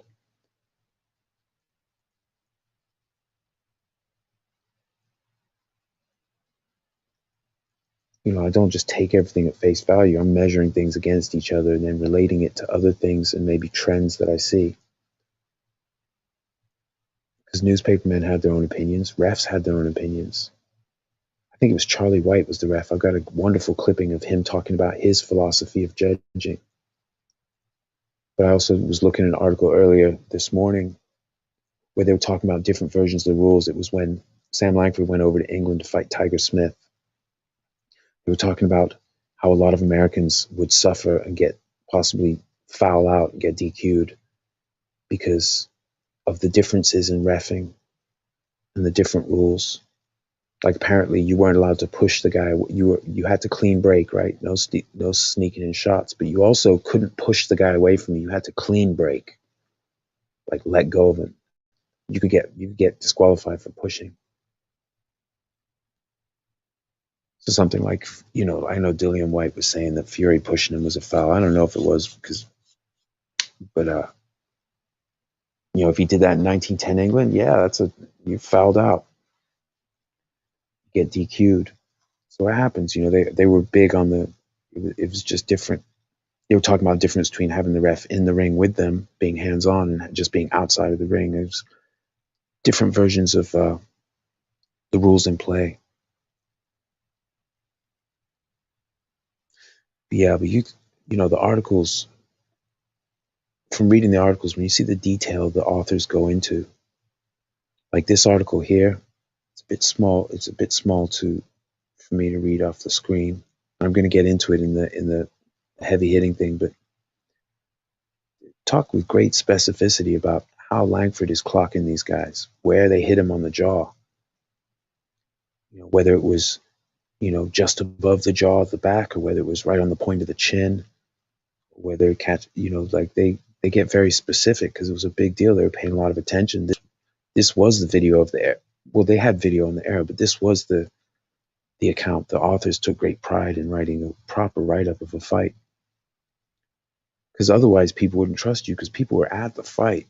So if you're writing some BS, you get called out. There was a lot of prestige in writing about boxing. Nick Antonio says, I even showed other bouts like Gans and battling Nelson and proved they weren't under bare knuckle rules. Yeah, and there's some goofy talking points out there, right, guys? People say, "Oh, those old school that was all exhibitions. Or that was just sparring." Anything to sort of diminish the enormity of what was done, but maybe that's natural for people to do. They don't want to feel like they missed something great. They want to feel like they're seeing the best version. That's the only way to explain something to talk about. Not that necessarily Fury. I mean, he had his own little thing where he's saying he was undisputed, or he was quoted by a publication as saying he was undisputed. I didn't see a video or anything, but when he wasn't.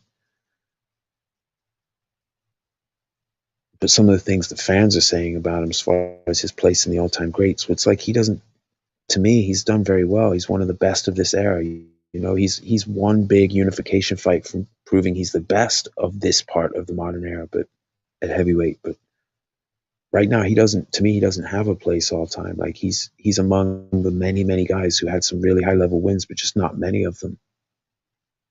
You know, you're competing with guys like Langford and Joe Louis and Muhammad Ali and Lennox Lewis. And these guys had piles of powerful wins. Like I don't put Fury up there even with like a Mike Tyson. Regardless of who I think would win in a fight. Because you know, not everyone people just don't get to all fight each other, even in their own era, let alone across eras.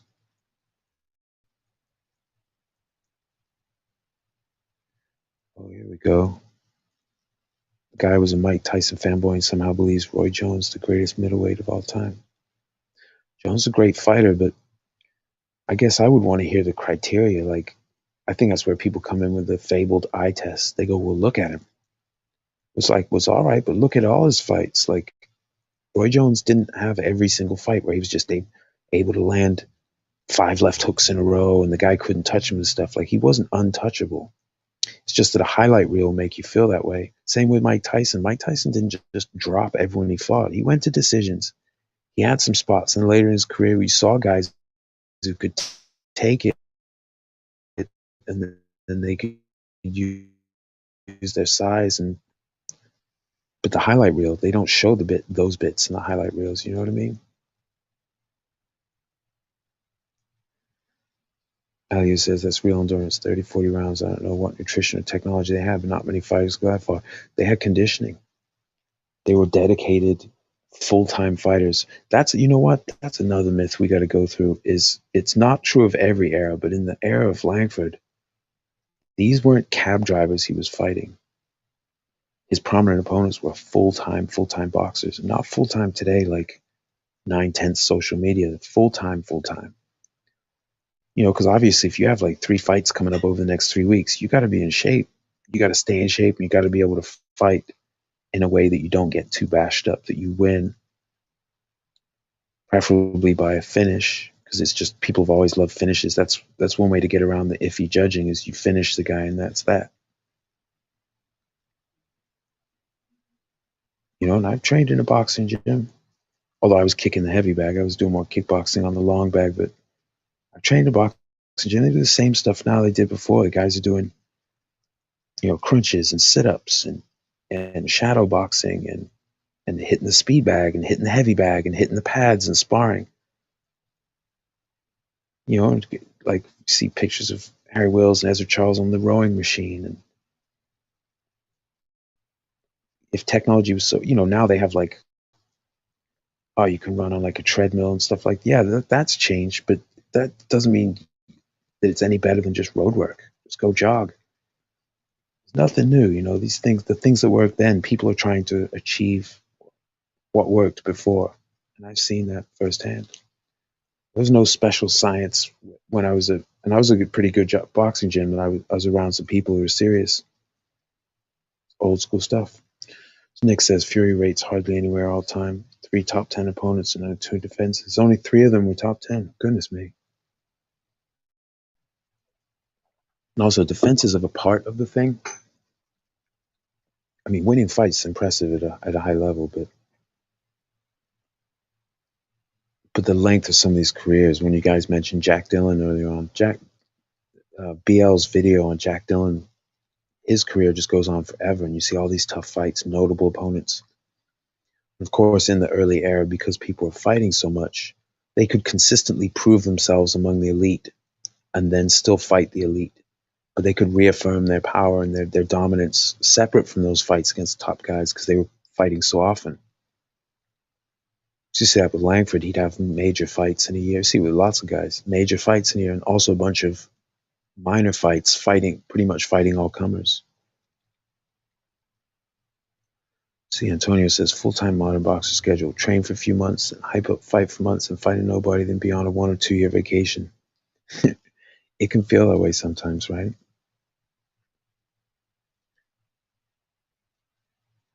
Yeah, I think I agree with that. A lot of them are celebrity fighters.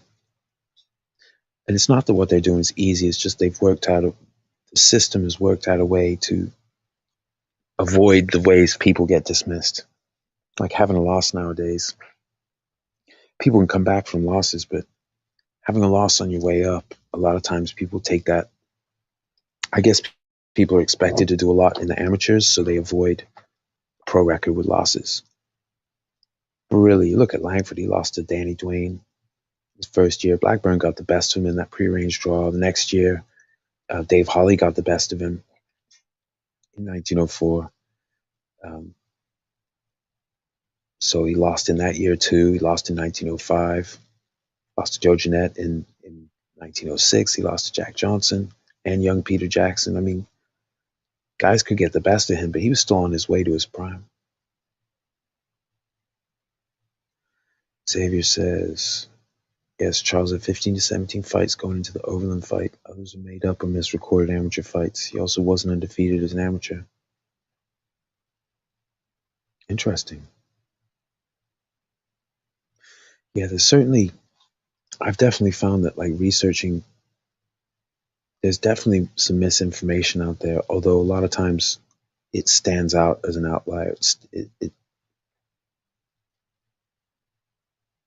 I saw a California article talking about the Sullivan twins. It was saying they had a shit ton of fights with no losses, and you can go look at their record, and they had losses. They had notable losses by that point that were reported in other papers. Like they weren't even like it wasn't some kind of secret, but the newspaperman was just writing what he felt he needed to write. Of course, at different times, people didn't expect to be fact checked. Nowadays, people BS expecting what they say to be drowned out. Never really, no one will put the effort to fact check it or make.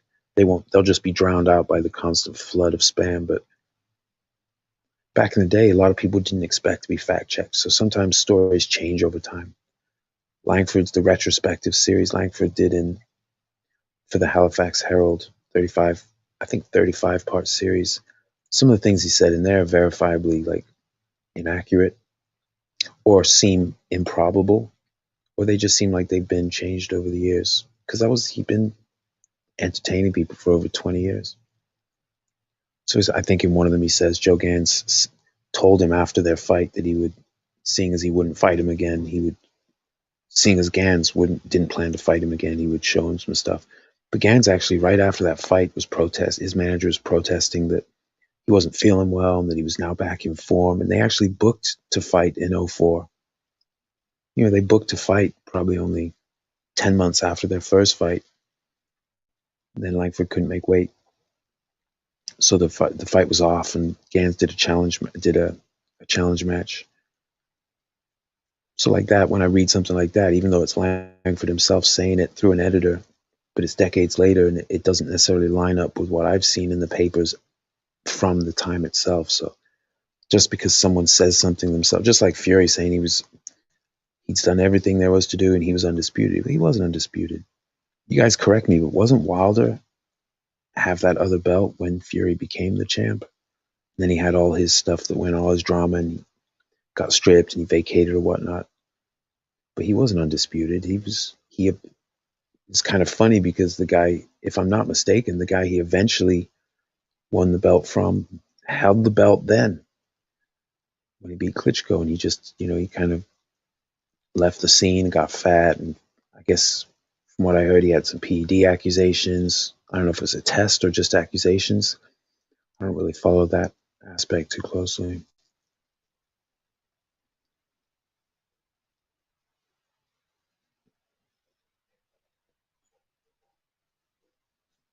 Antonio says, Xavier, Desert Charles book's inaccurate. It's possible. It's, things get discovered over time. Like the Sam Langford book, the excellent book I have from Clay Moyle's book. The schedule he has in the back of the book is epic, but it's incomplete. There are other ones that have been dug up, other fights that have been dug up since. Antonio says, old-timer schedule, fight several killers back-to-back for months, train weeks, fight a 6 foot, 220-pound heavyweight the week after training. Yeah, and often in between these fights, these guys were, not all of them, because some guys were making money, they were independently wealthy, they could live it up, but a lot of these guys, they would fight, and then they would be training other people to fight. Or they'd be in someone's training camp. And then a lot of times when they were done fighting, they would be training people and they'd be down in the gyms. Scrapbook's channel is fantastic, where he talks about some of the gyms, especially in New York, in the New York area, but some of the fighters that could be found in those gyms. Great fighters who are just there. So that's part of the lineage too. Guys are coming up and they can actually, that goes way back. That goes way, way back. Charles was real special. Elliot says, I believe he was in high school, 19 years old, when he fought Charlie Burley. Incredible. Nick says Fury had a backdated 2-year ban. So because he took the time off, they said, okay, time served. Is that how that worked? And does that count as modern nutrition, taking PEDs? Because if that's what people mean, I agree. Today's guys have PEDs that they didn't have then. In testing, PEDs stay ahead of the testing curve. So people often, it's known what's not being tested for, it doesn't show up yet. And then people take that, and then when the word gets out or someone gets busted for it, then they switch to something new. They have that today they didn't have then. Langford had like cigars and booze. But you couldn't take HGH and EPO and all this stuff. Xavier says, I would say, trust everything in regards to records from the Overland fight onward. The rest still has good information.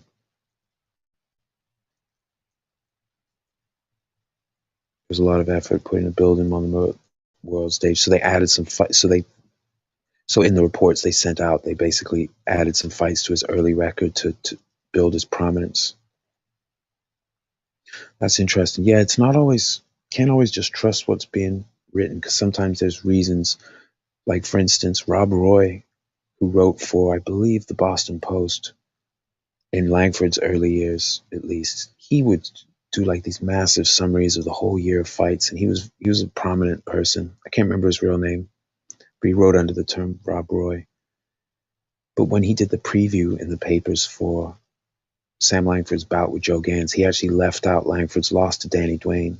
But I'm pretty sure that loss happened in Boston. It's something he would have definitely known about. But he just didn't mention it. He listed all the wins that year, but he didn't list the loss. A convenient omission. So even the people were there at the time. Sometimes there are agendas, but a broad search can reveal the agenda, because people don't lie in lockstep. It just doesn't work that way. So you see outlier, supposed facts that don't check out.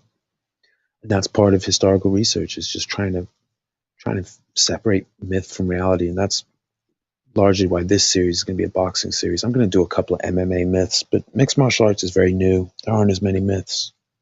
There are some, but not to the degree of boxing, where you have boxing so popular, but so many people have such incomplete understanding of the early era and how rich it was and how good these fighters were. In a lot of cases, not every case, but in a lot of cases, how much better they were, how they were capable of more. But then there's sort of the memes. So like Lomachenko, I love watching the guy fight, right?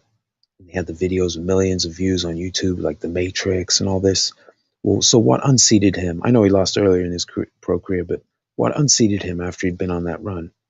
It was Lopez with a stiff jab, taking the center of the ring, or close to the center of the ring, and then not taking the bait and just working a stiff jab, won him like the first 7 rounds. Where was the Matrix? Or Joshua being too big? Well, where was Joshua being too big when Ruiz caught him real good and wobbled him? Where was being too big? How did that help him at that point? Being taller with long arms. But especially with Lomachenko, because what you saw him run into a bad style matchup, a guy with a good game plan, and he looked very beatable for the 7 rounds. Then he turned it up, but it wasn't enough to get on the cards. But there was no Matrix. Not at that point. He had to adjust. But if you think some of these old school boxers would wait 7 rounds to make the adjustment to a stiff jab, you're crazy. Langford would switch it up within seconds. He'd seen so many styles. Like if you try to present him a certain look, he had like a Rolodex of looks in his memory from all these guys. Like, oh, you want to fight out of a crouch? Well, he fought one of the all-time greats at that. He fought Joe Walcott. So, you can try it, but he's already dealt with the best version of it. Or you want to be real scientific and defensive? Well, he fought a bunch of rounds against Jack Blackburn. So you can be scientific, but are you really, or you're going to be tricky. You're going to fight out of a crouch, but also with like some unconventional movement. Well, he put mad rounds in with Dave Holly. Oh, you're going to brawl? Okay. Well, he's, late by a while, he's fought like guys like Battling Jim Johnson, enormous tank of a man who really loved to jump in and punish. There's footage of, partial footage of Battling Jim fighting Sam McVeigh. There's now a speed adjusted version on YouTube, and you can see Battling Jim, man. He really comes in. You see them in the clinch. They're throwing bombs at each other's head in the clinch. They're not like clumsy robots. Just because Battling Jim wasn't a scientist. No, he was a battler, man. He came at it, and he was huge. Langford got the best of him a lot of times. That was skill and technique. Let's see, Antonio says, the thing I love about Langford era up to the 60s was that boxing scene was alive. Boxing then was a sport to watch. Nowadays, it's for a small niche of people. Yeah, it's true, and it's also like because the system has been worked out to maximize the money, right, for promoters, but also for the boxers. So they fall into that framework of doing it that way. Someone could, in theory, still do it a different way, but generally, there's a way to build it up, and there were people who were built up that way back in the day. Guys who maybe a lot of people never heard of, like Spike Sullivan. He built up a really good record, right? I think he only lost once in his first maybe 40 fights or 41 fights. If you look at those opponents, you know, it's not as bad, not like McNeely level, but like just a record by itself out of context doesn't mean anything at all. But this isn't something I always knew. I've listened to a lot of BL and Scrapbook. I mean, and guys like that who know the old school, and so they kind of broke it down. So now I understand what it is to be match tough. Now I properly understand. Tonio says, thanks, Xavier. Joshua fought Ruiz by fighting on the inside in the first match, thinking being 255 allowed him to bulldoze Ruiz, which backfired. Yeah, and he knocked him down. He was overthrowing his hooks. As I was watching, I was thinking, that's dangerous. And then he got clipped. I wasn't expecting him to get clipped like that, and then to sort of like look kind of dazed the rest of the fight. He was having trouble, but in the second fight, he mostly stuck behind the jab circling, but he looked a little awkward doing it that way. A little bit timid. I guess, hey, if the guy beat you up and stopped you and took your belts, that maybe that's enough. But that kind of adversity of being in over your head. Well, Langford, he had suffered that many times by the time he even approached his prime. By the end of 1906, he'd already had multiple losses. He'd already gotten beat on for 15 rounds by the great Jack Johnson with 30 pounds on him. And Johnson, unlike some of these other guys, was a defensive genius. So he could really fiddle with guys. He loved to do that. In fact, Johnson loved to fiddle with guys and just play with them, make them feel foolish. So Langford went through that kind of adversity and still came back, and he hadn't even hit his best yet. Xavier says, Antonio, yep. Also, his first fight against Melody Jackson more accurately took place on March 12th, 1940, with a KO in 4 rounds as opposed to 3 rounds on the 15th. Oh, interesting. So that was you're talking about Charles. That was his first pro fight. I'm trying to think when Charles competed. That seems about the right date. I really got to get in on some research with some of these other guys. I've just been so consumed with the Langford research. Happily consumed with it. I'm not complaining. But I think for one of these, I'm going to have to wait a little bit to do a week or two to do the Greb one, because I need to go gather footage of his opponents to illustrate my point. I have a lot of clippings on Greb, but I gather some more of those too, but also footage of his opponents, the different styles they used, and some clippings about his opponents and who they fought. Because you may not be able to watch video of Greb fighting, but you can certainly see video of some of his opponents, and you can also read how the esteem they were held in, and also look at their records and the records of their opponents. So that's definitely a myth I want to tear down, because I've seen that one more than the others. Tonio says, Xavier, interesting, his manager made little adjustments to build him up. Yeah, that's funny. And that goes all the way back, but sometimes more blatant than others. But now, luckily, we're in the age where we can, digitize newspaper clippings. A lot of these writers didn't expect to be fact-checked, or didn't expect people to be able to just reference across different platforms, different publications at the click of a mouse. So it's wonderful. So we're in a great position to sort through myth from legend. I mean, myth from reality. That's one of the things I want to do in this series. Some of them more obvious, like the idea, the cab driver fighter.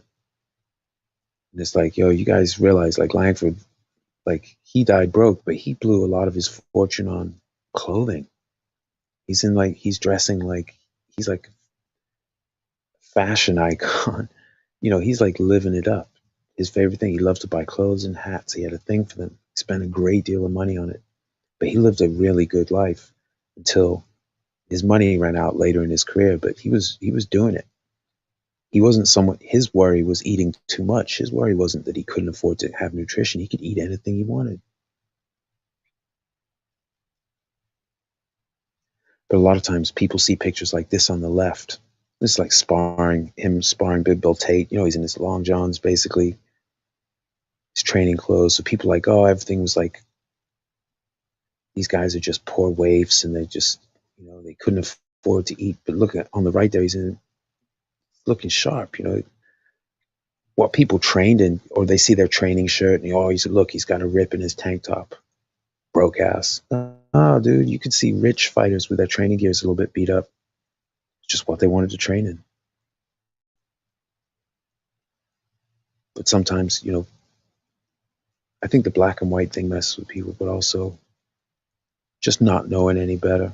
So we're going to try and crush some of these myths. We have some good bush beer boxing community. I'll check your channel. I don't drop links for anyone I'm not familiar with. But welcome to chat. Nice to see you here. Just talking about ideas for myth versus reality series that I'm gonna have coming up. Some of the more common myths. I'm gonna do a series and try and chop down some of the common misconceptions about early era boxing, and specifically. Tonio says also another pro about old school fighters with their nicknames: Boston Bone Crusher, Black Panther, Elmer Violent Ray, Pittsburgh Wilmo. My favorite, I don't know the guy's real name, but Kid Pants. It's Pants with a Z. I almost thought about when I start releasing these articles on the fightcity.com, I thought about using that as my pseudonym, Kid Pants. It just makes me laugh. He shared a fight. He didn't fight him, but he shared a fight card with Langford back in the day, and it kind of made me giggle because I am very immature. I thought I could write under that name.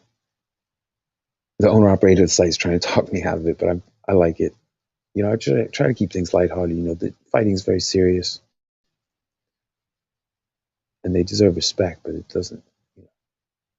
I don't have to be serious. I don't have to take myself seriously. Just trying to have fun here. But I agree with you about the nicknames. I've actually got a video I'm working on. It's not ready yet, but there was an old article I found that listed about 40 fighters' pseudonyms and then their real names next to it. I think this was from the late teens or early 20s. But I was going to go through and talk about some of the names, because some of the nicknames get recycled. So like Slapsy Maxie, exactly. I love that name.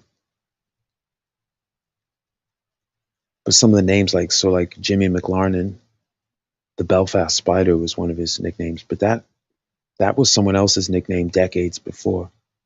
This article I have or at least a decade, this article I have, I think is from the late teens, but they mentioned a different fighter. Belfast Spider was his nickname. So I love that lineage of interesting names. And today we don't see as much of that, or they may have a nickname, but they don't go by it as much. Iron Mike might be the closest thing where like as many people were willing to call him Iron Mike as Mike Tyson. But a lot of guys, their nicknames are just, it shows up on their promo, but it's not how they're known. Whereas, if we don't sit here and talk about Arnold Cream, or was it Raymond Cream, Raymond Arnold or Arnold Raymond Cream? We talk about Jersey Joe Walcott. We talk. He is the nickname. Nobody's like, yo, Walker Smith Jr., greatest boxer of all time. No, you say Sugar Ray Robinson. Well, that wasn't his name. Apparently, he borrowed the the license to box from another guy and then stuck with the name, but his name was Walker. Yeah, McLaren definitely did. Cleveland Spider, Young Sullivan, Fighting Marine. Fighting Marine's a good one.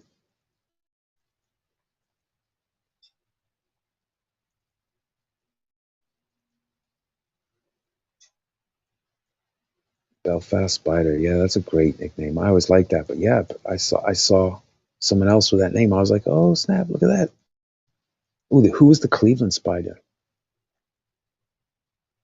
Cleveland Spider. That's got a nice ring to it too. Yeah, McLaren had a slew of nicknames. I like that too.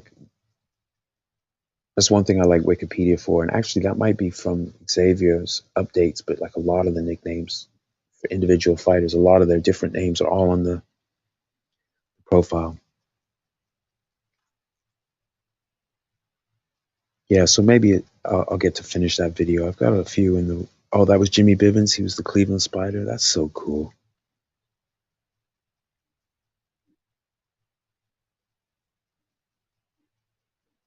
He wasn't even from Belfast. That's funny. Old Master, Barbados Demon. Yeah, and Joe Walcott, the original Joe Walcott's other one, the Barbados Wonder. I was like that. I should do a video on all of Langford's nicknames. I've seen some that I got to look them up and make sure they're not some sort of racist, derogatory thing. But Langford had a lot of nicknames, some of them that I don't even know what they were all about. But later in like the late teens and 20s, when he was already sort of mythical and they knew he was on his way out, some of these articles, they refer to him by a bunch of different names, some very cool ones that I don't really see repeated in media on him. Very cool stuff. Well, man, I've been talking for almost 2 hours. I didn't realize. I think that's probably close to long enough. Well, it's certainly long enough. I guess there's no limit, but I'm dry and I need to eat some breakfast before I go to sleep. But it's really cool. Thanks for the information, guys. Thanks for the feedback.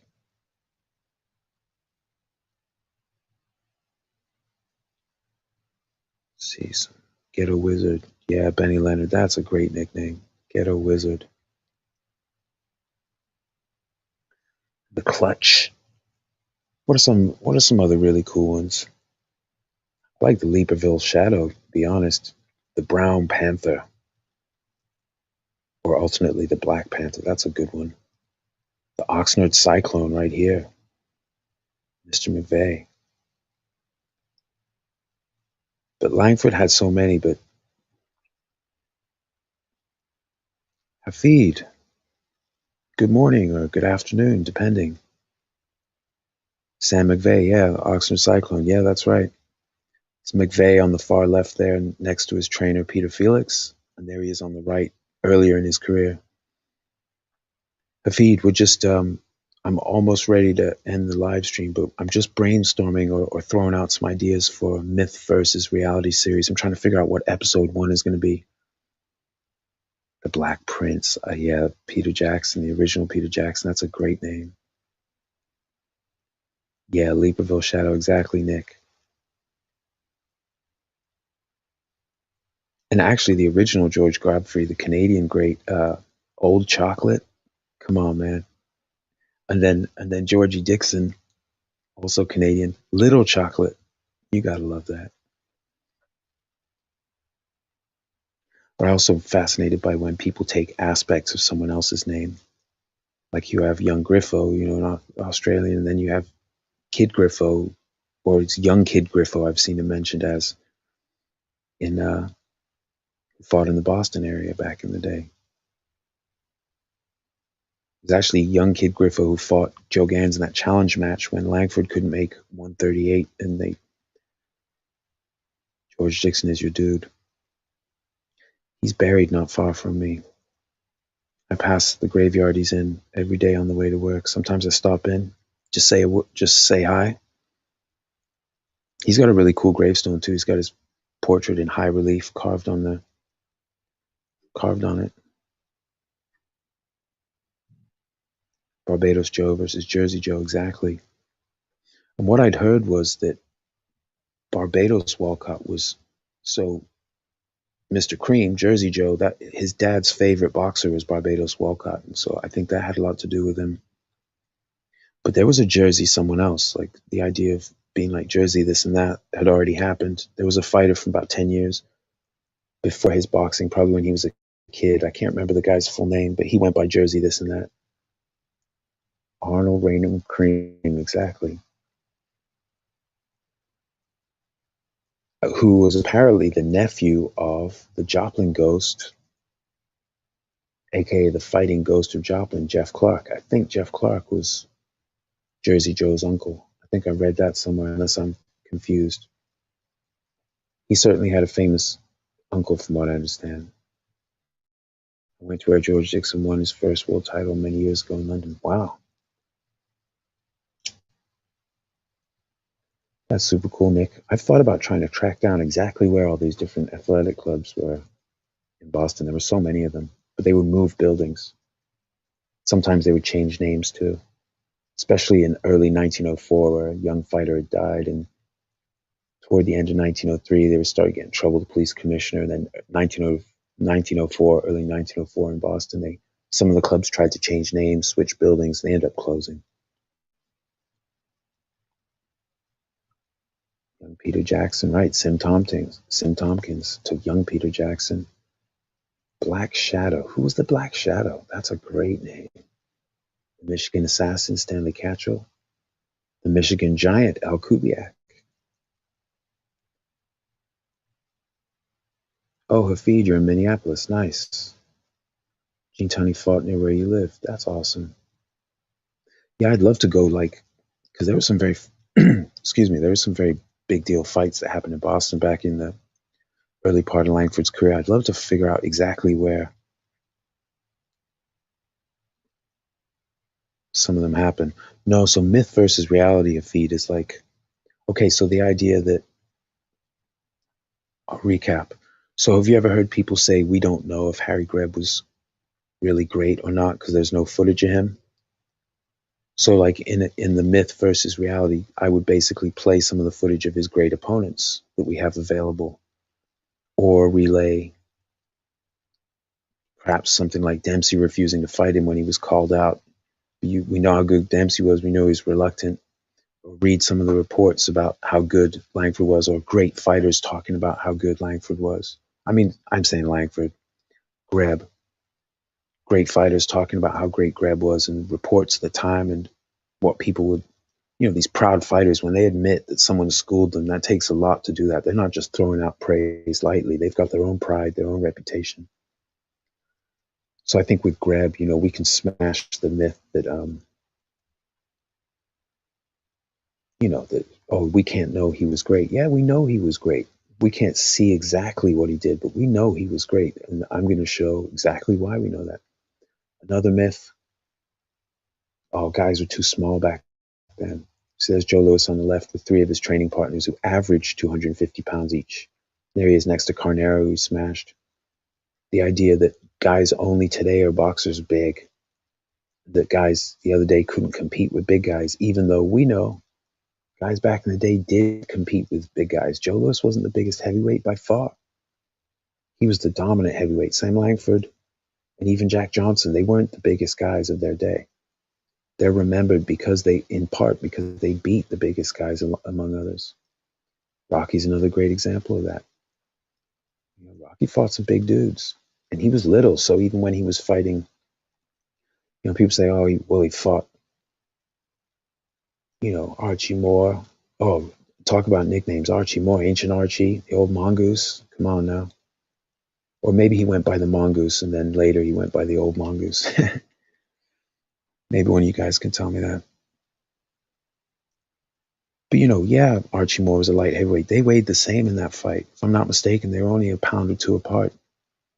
So it's not like Rocky had some gigantic size advantage over Archie Moore just because Archie was down at light heavy and Rocky was up in heavy. I think it was the Moore fight. It was one of them. They were very close. One of his Hall of Fame fights. They're very close. He gave up size to Joe Louis. Even though Louis was past his prime, he had a size advantage. But apparently to some fans, they're just like, well, everyone was too small. I guess it's just a shortcut to really confronting it. And yeah, Hafid, another myth that I'm going to smash is the idea that you can't be, like, you have to be big to be the hardest hitter. Because some of the hardest hitters are big. Shavers was a big fella, right? Tyson wasn't that big, but he was pretty big compared to Langford. But in the era of Fitz, and this ties into the size thing, in the era of Fitz and Langford, there were some big fellas. And in spite of that, Langford and Fitz were considered the hardest hitters in the world, even though they were dozens of pounds smaller than the biggest guys, or even dozens of pounds smaller than some of the hardest hitters. The other myth I was going to tackle is sort of the broke boxer, the cab driver boxer, the idea that guys weren't full-time. When, in fact, at least in Langford's era, they were more than full-time compared to today. They were doing some friggin' overtime. And then also the perception of how boxers lived. Like where they see like a little black and white photo of guys sparring in a thing, looking like they're in pajamas because they're in their training gear, not realizing they walked around in suits and lived the high life. They could eat what they wanted. Definitely worth it tackling. Let me see. We got some comments here. Some more nicknames. New Pelican Club closed down. Some new Chinese restaurant in Soho now. Wow. Black Shadow was in 1927, foot 260, heavyweight. That's what's up.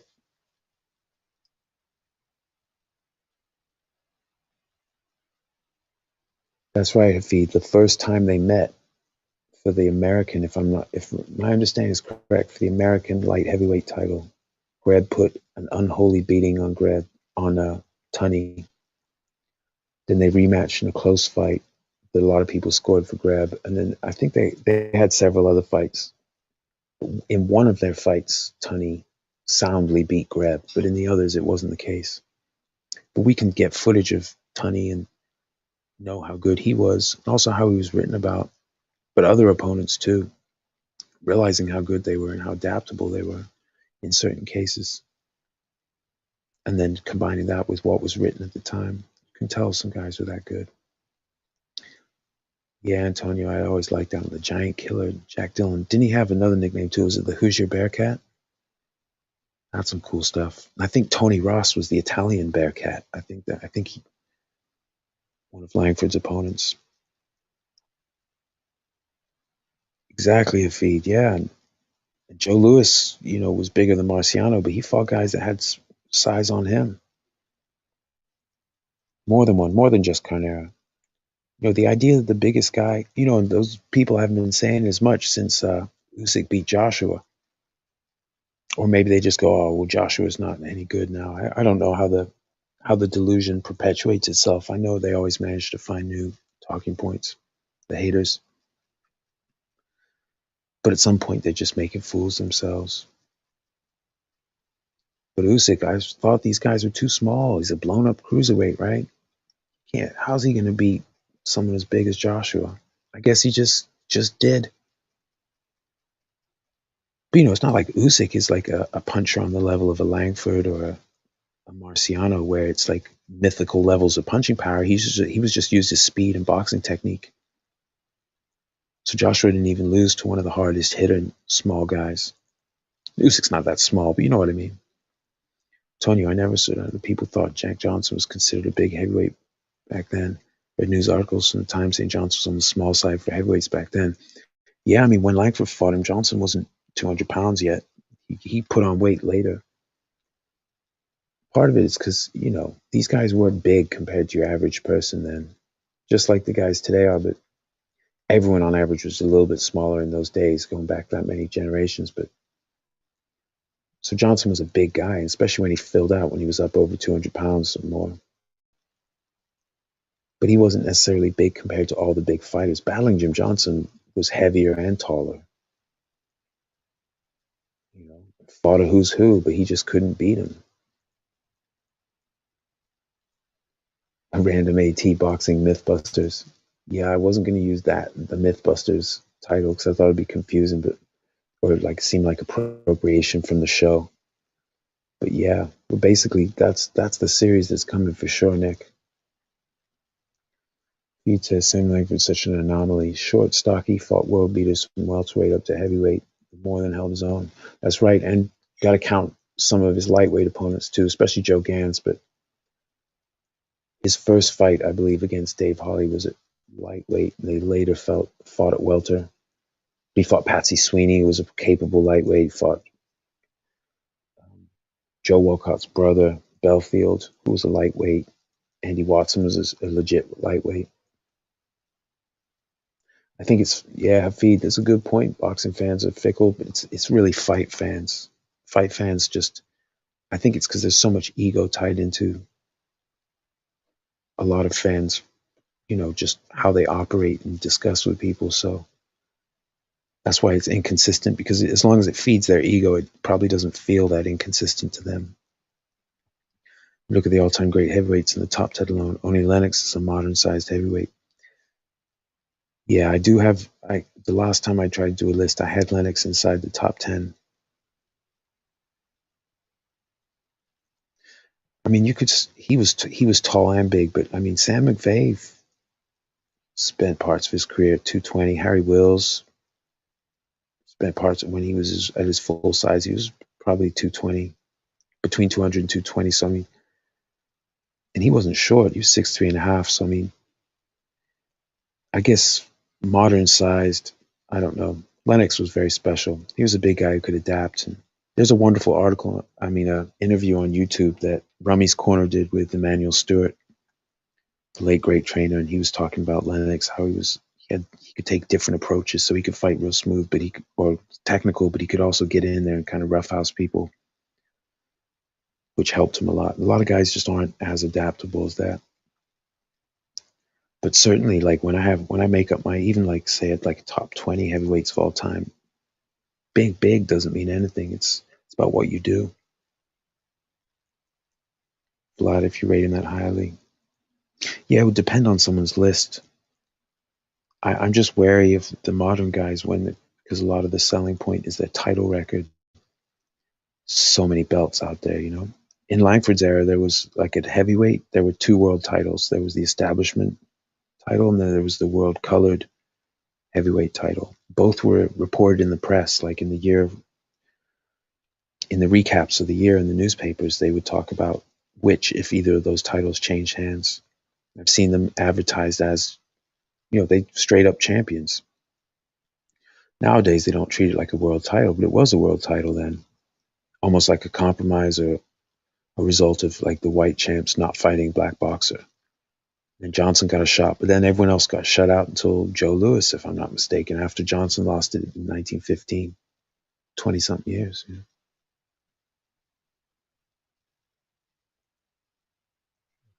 Non-proud Dempsey. Yeah, that's a great nickname. And until I listened to BL stuff, I don't think I'd ever even heard of non-proud Jack Dempsey. I didn't know there was another guy who predated him. He was a great fighter and a celebrity. So it's funny how people get drowned out, just like Jersey Joe Walcott and Barbados Joe Walcott. Barbados Joe was like considered one of the absolute, not just the world champ, but he was considered one of the best for his poundage ever when he was at his best. Mike and Tommy Gibbons from St. Paul. Nice. Oh, Billy Misk too, right? Yeah, so what are the 3 nicknames? St. Paul is the Thunderbolt. St. Paul Phantom. I forget the other. Yeah, Nick, I'm not surprised. Lennox really stands out. He's one of the more modern guys where if you look at his thing, what he was able to do, separate from fantasy fights, he's definitely one where the last time I did it, at least, he made my top 10.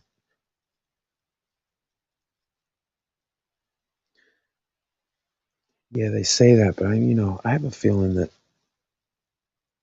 Frazier would give some of these guys hell. Stylistically, they would have a lot of trouble with that aggression.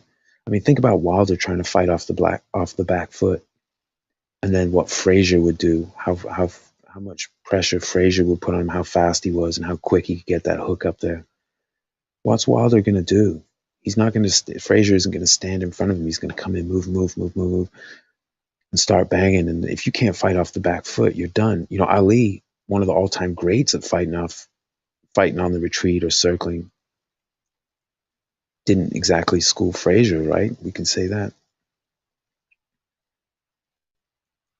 Yeah, same here, Afid. I've listened to that Emmanuel Stewart interview a bunch of times.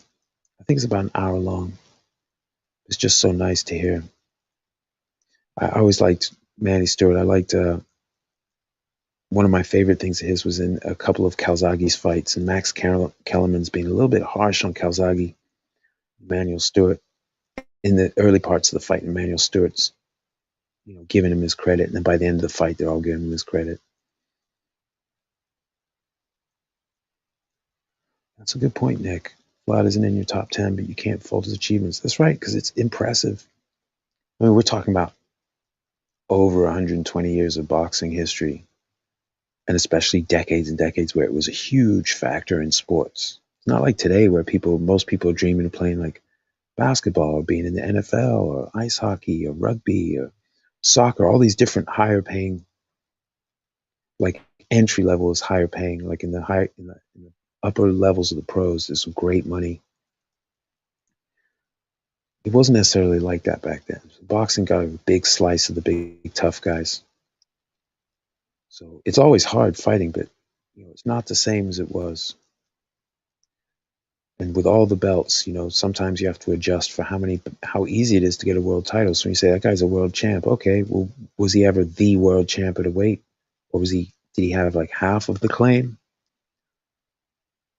Because Langford was never an establishment world champ, but he was like a 5-time heavyweight colored world champ. So to me, that's legit, because I'm doing research and I'm seeing it being talked about as such in the papers. If they're going to put in the papers world champ, I can count it. But it's all difficult. It's all impressive. It's just that you're talking about all time. So like if you made a top 10 of the modern era, say like, I don't know what you guys would even consider the modern era, or say the alphabet era. Yeah, those guys would end up in the top 10. It's still hard what they did, but it's different than being the only guy. Like Joe Louis, all those title defenses, he was the guy. He was the only guy. So what's he defending? So his contenders were everybody. It wasn't just like the guys in one alphabet thing. He says Frazier absolutely give most guys problems. Yeah, I believe so too. And same with Ali.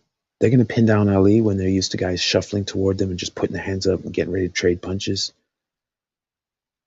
I mean, and people could say, well, what about Fury? Because he's so big and smooth. Okay, but he's one guy.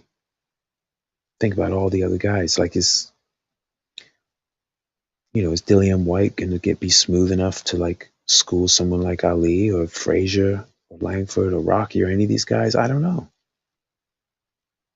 Especially now, but when he was younger and like even better shape, I don't know. Or are these guys going to eat a couple punches? Like say Rocky was small, but like some of these guys going to eat some real ugly body shots from Rocky. What are they going to do? Have they ever been hit that hard to the body? Have they ever fought someone who's so dedicated to getting to the body, or who can punch that hard, or is that fast and has that stamina? Like what about round 10? When you've been punching down, you're having trouble landing flush, you've been eating these god awful punches to the body. Like what happens to these guys? I don't know. I don't know if they're cut from that cloth. That's why you want to see guys fight a lot of people. That's why I want to see Fury fight Joshua. Joshua has a combination of attributes that might give him trouble. I want to see him fight Usyk. I wanted to see him fight other heavyweights that he didn't fight. Like these guys that are fairly inactive. It's just not the same. Feed says Frazier was quick enough to slip many of Ali's punches, which people don't give Frazier credit for. That's right. Those are hellacious fights. People sometimes even celebrate the fight and then ignore why the fights are celebrated. Forget the headshots from Frazier. The body shots would kill Wilder. Yeah, and you can go back. Like you can see Primo Carnera when Sharkey beat Carnera. He was throwing some wonderful hooks to the body before he ever brought it upstairs and knocked him down. Like there was a technique to getting in, landing it. It wasn't like they were just guessing. It was all very, very well worked out generations ago. says absolutely. Feed. Ali had to throw 6 to 8 punch combinations just to land 1 or 2 punches. Frazier's defense is beyond amazing. Yeah, absolutely. And some of the flurries Ali could throw, like what guy today have they ever dealt with that? Like, Ruiz gave Joshua trouble with flurries. Even in the rematch when Joshua was being cautious, a couple times he forgot himself and went into a clinch and ate some shots to the head from the fast hands of Ruiz. But is Ruiz faster hands than Ali? No, I don't think so. He's certainly not as mobile. He just plodded along. Ali could move.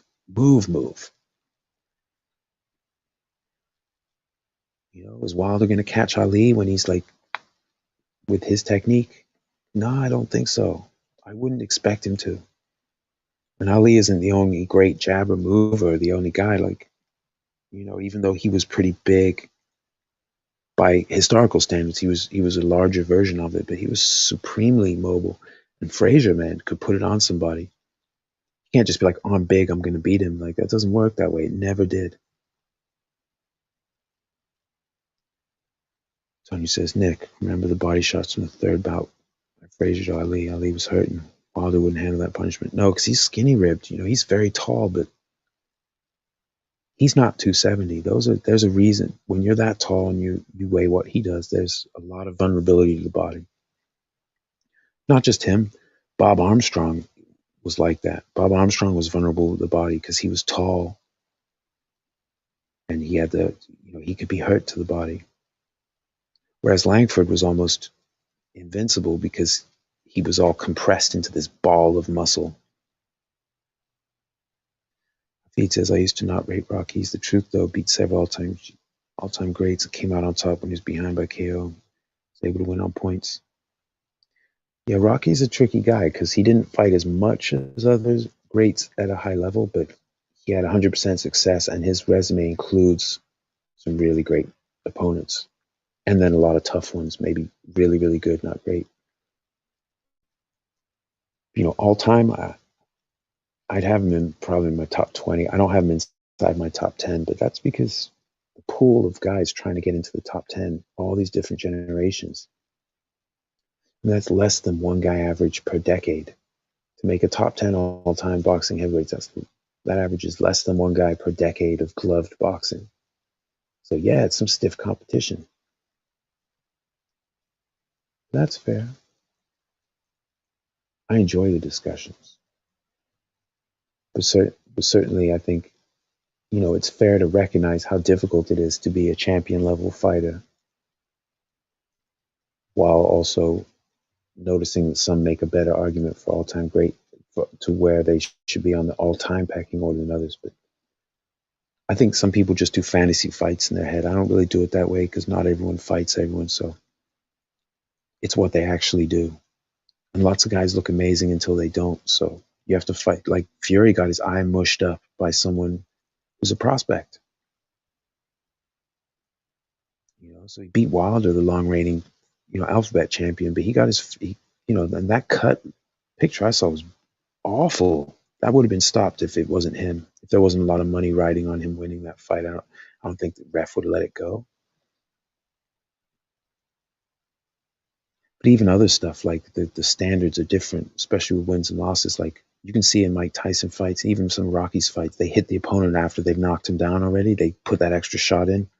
When you go back to Sam Langford's time, you get disqualified for that. And so that would be a loss. That happened when Langford fought Bill Lang in London in 1911. Lang was coming off a first-round DQ loss for hitting an opponent while he's down, and after 6 rounds of getting beat up, he got DQ'd against Langford for hitting him when he slipped. But you see Rocky throwing after the fact, and you see Iron Mike doing that. Those would be DQ losses, but depends what the ref's going to let someone get away with. Couldn't always get away with that as easily. And when McGregor fought Mayweather in the Freak Show fight, he was throwing hammer fists, and he even put a shoulder in and tried to tackle Mayweather. He went back to his mixed martial arts roots when he started to get flustered, and he tried to tackle him. And the ref let it go, I guess because he was so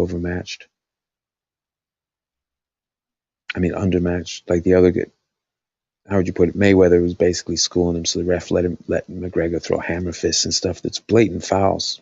Should be no warning, just let him just basically make up his own version of boxing. But you couldn't always get away with that. A lot of these guys were held to a very high standard. I think maybe that's another myth. Everything's so much, because yeah, there was some real foul-filled affairs. Speaking of which, Harry Greb, he took some liberties, but so did Gene Tunney, so did a lot of fighters. That still happens today. Like with Fury, where he hit that beautiful uppercut on White, but then he pushed him down, which maybe it's borderline today, but like there were time periods he could have been fighting, like say in London or in Australia where you're supposed to clean break, you push the guy off and he falls over like that, and you get DQ'd. So it's not like the standard is so much higher today automatically. That's funny. Made me smile when McGregor started thumping Mayweather on top of the head. I was a little embarrassed because I don't want the MMA guys to be able to box and then break the rules. Like I want them to have to follow the boxing rules, and if they're not good enough to at least stay within the rules, they should be DQ'd, take a point. But it was funny to see McGregor fall apart because all that talk about in the MMA community, I don't know if you guys realize, in the MMA community, a lot of the spam, of course, from the UFC machine, but also a lot of very gullible fans thought that McGregor had a chance in that fight. Saying MMA angles, McGregor, Mayweather's never seen punching like that. McGregor doesn't have a good jab. He doesn't have particularly great hooks. He has good hooks. He does actually have good pull counter and a good straight left, but he's not even special hands for MMA. They're much better boxers in MMA, guys with better with their hands, throwing combination, who slip punches, who throw counters in combination. But there was so much hype, but they actually persuaded a lot of fans that McGregor had a chance in that fight. Like imagine McGregor trying to fight like a prime ranked boxer in that weight class instead of an old retired Mayweather who's brilliant, but is old, retired. He's not a knockout guy when he retired. So, Mayweather would, was the best case scenario for McGregor. He can make a ton of money, and he wasn't fighting a guy who just knock him spark out in, 3.5 minutes of action, early in the second, when these top guys would break him down, and then the second round, they just pound him out. So, I mean, he made a ton of money. It was a spectacle, but the MMA community lost their minds for that fight. They were a bunch of idiots or just ignorant and just buying everything they were told. Too many people did. Not everyone. I didn't mind the fight. I just didn't like the fact that it holds up titles. Not on Mayweather's end, but McGregor was a champion at the time, so I want the contenders to get a chance. So if the champion's off doing other stuff, the contenders don't get their chance. Tony says in the past, American boxing was more relaxed with the rules. British boxing was more strict. Accidental below the belt shot would get you DQ. That's right. In the article I was looking at this morning, they were talking about that. Some of the different rules about the strictness of the judging, and apparently, at least at the time of this article, the early 1900s, within England, there were two different ways they would apply the rules. Depending on which one you got, it could be tough. But yeah, and in Australia, when Langford went to fight McVeigh in Australia, one of the fights was almost ruined. Hey, Scrapbook, good morning, sir. Just having a little 2.5-hour chat with the boys. Scrap, welcome. Let me ask you, Scrapbook, I'm brainstorming for my myth versus reality series that's coming up. I'm trying to figure out the first one. So we got the picture of Greb up there. One myth I wanted to attack. I'm going to attack all of these. I'm just trying to figure out which one to do first. First one attack is that we can't know whether Harry Greb was good or not because there's no footage of him. I'm going to destroy that myth. Another one is that people didn't have styles back in the day. I'm going to use an example like all the different styles that Sam Langford saw in this 1904.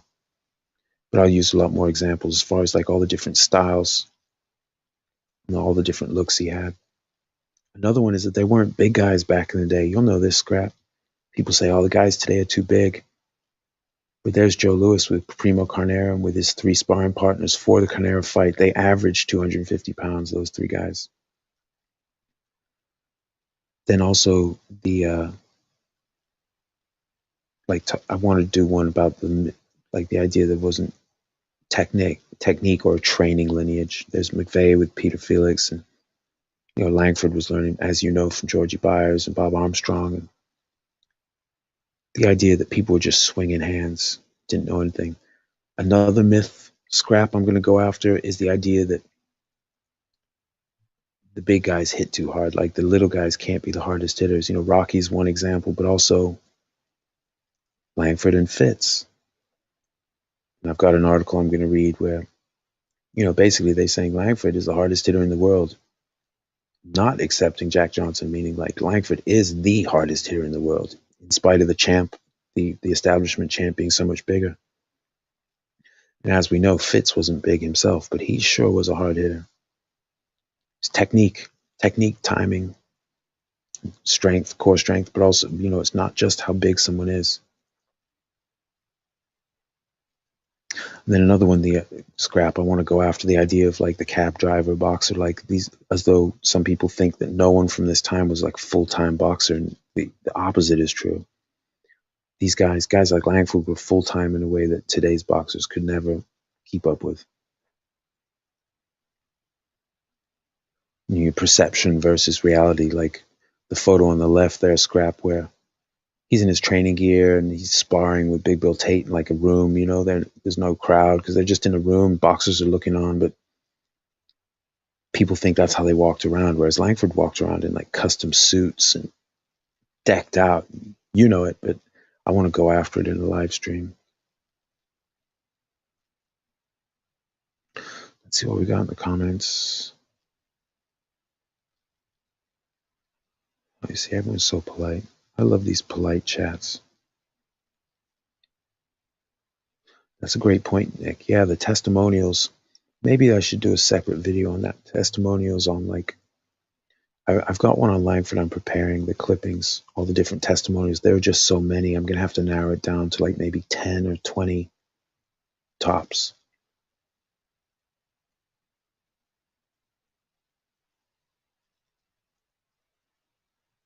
Scrapbook. See, you're a well of knowledge, my friend. You advanced Ray, Implater, Material Complo, Abe Simon, all over 6566. Yeah, Carnera, and then the Leaperville Shadow. Then there are guys who, I want to go after scrap. I would love your feedback. I'm not going to be on too much longer. I've been talking for 2.5 hours and I've been up all night, so I'm not losing my voice, but I'm dry. But I'm brainstorming ideas. I'm open to any ideas about which I should tackle first. Just myths versus reality. There are so many. You know this as well, or better than anybody, Scrapbook. The myths about boxing history compared to the reality. Like earlier we were talking about like the Ali shuffle, right? And they were mentioning that other people had done that too. And I know that there was the Jersey Joe shuffle. And that the idea of doing some fancy foot or body work to like throw someone off, to throw them off their rhythm, to land something is like goes way before Ali. Further and further back. Same with nicknames. Like I saw an article of listing nicknames from I think it was the teens. But I knew Jimmy McLarnin, the Belfast Spider, but there was a guy listed in this article who used the nickname Belfast Spider, and this is like a couple decades before McLarnin.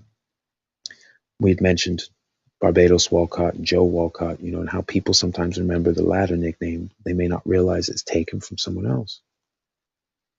Not taken, but taken in tribute. Maybe that would be a good article, a good subject for myth versus reality, like certain boxers that are only remembered by their nickname. Their real name would be random to people. No pun intended. Like if I got on Twitter and was like, Walker Smith would kick all these guys' ass at welterweight, people would be like, I never even heard of that tool. Because he never fought people like he is Sugar Ray Robinson, but he's not actually Ray Robinson. That's not his legal name. I don't know if his family, I don't know if people called him Ray, like if it was that much sank in. Pancho Villa did the shuffle back in 22. That's what's up. Yeah, man. Or like Scrapper, I think I've heard you and BL, and I know I've talked about it, but like the shoulder roll and the cross guard, these techniques go all the way. I mean, we've only got two arms. So it's like people worked this out long, long ago, and the scientific boxers came up with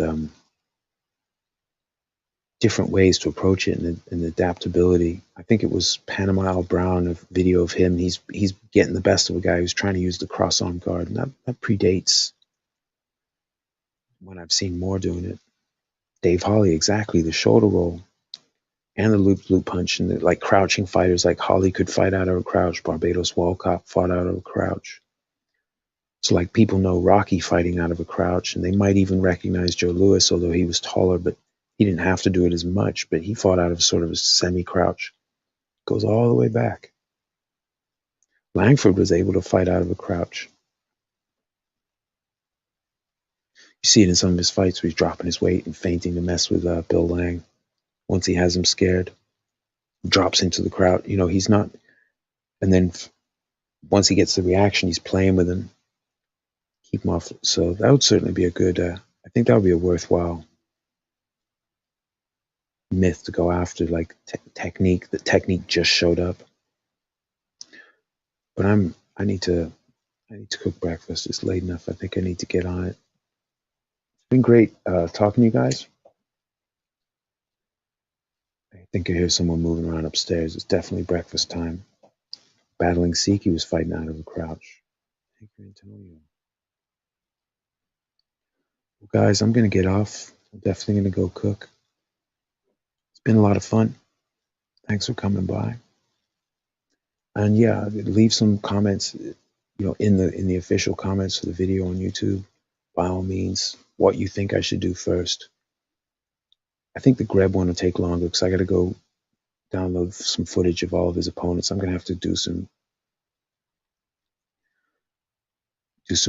do more gathering for that. But the other topics I brought up, I'm almost ready for any of those. I think he changed it legally to Ray Robinson. That would make sense.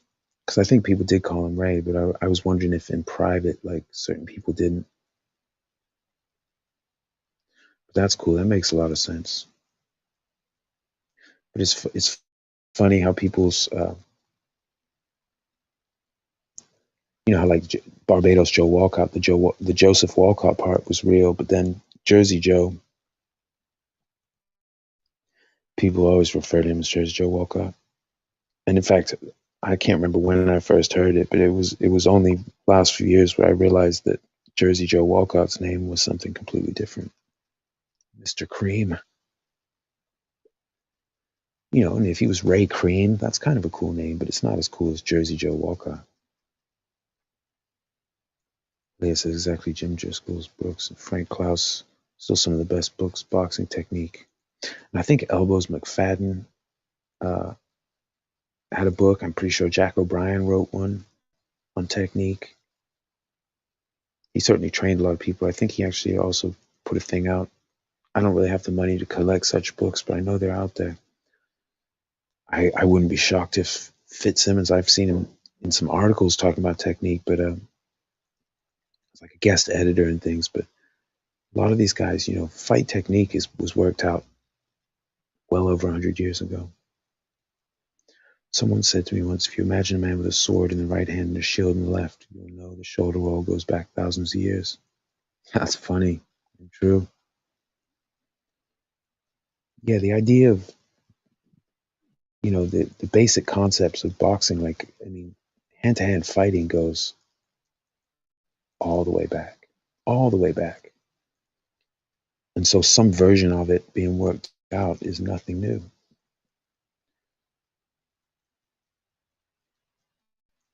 Yeah, Hafid, thank you for coming by. I'm sorry I can't stay on longer. I hear my wife moving around. I'm really hungry, and I want to make us both a breakfast before I go to sleep. But thank you for coming, Scrap, Nick, Antonio. I don't don't want to leave anyone out. Who else came by?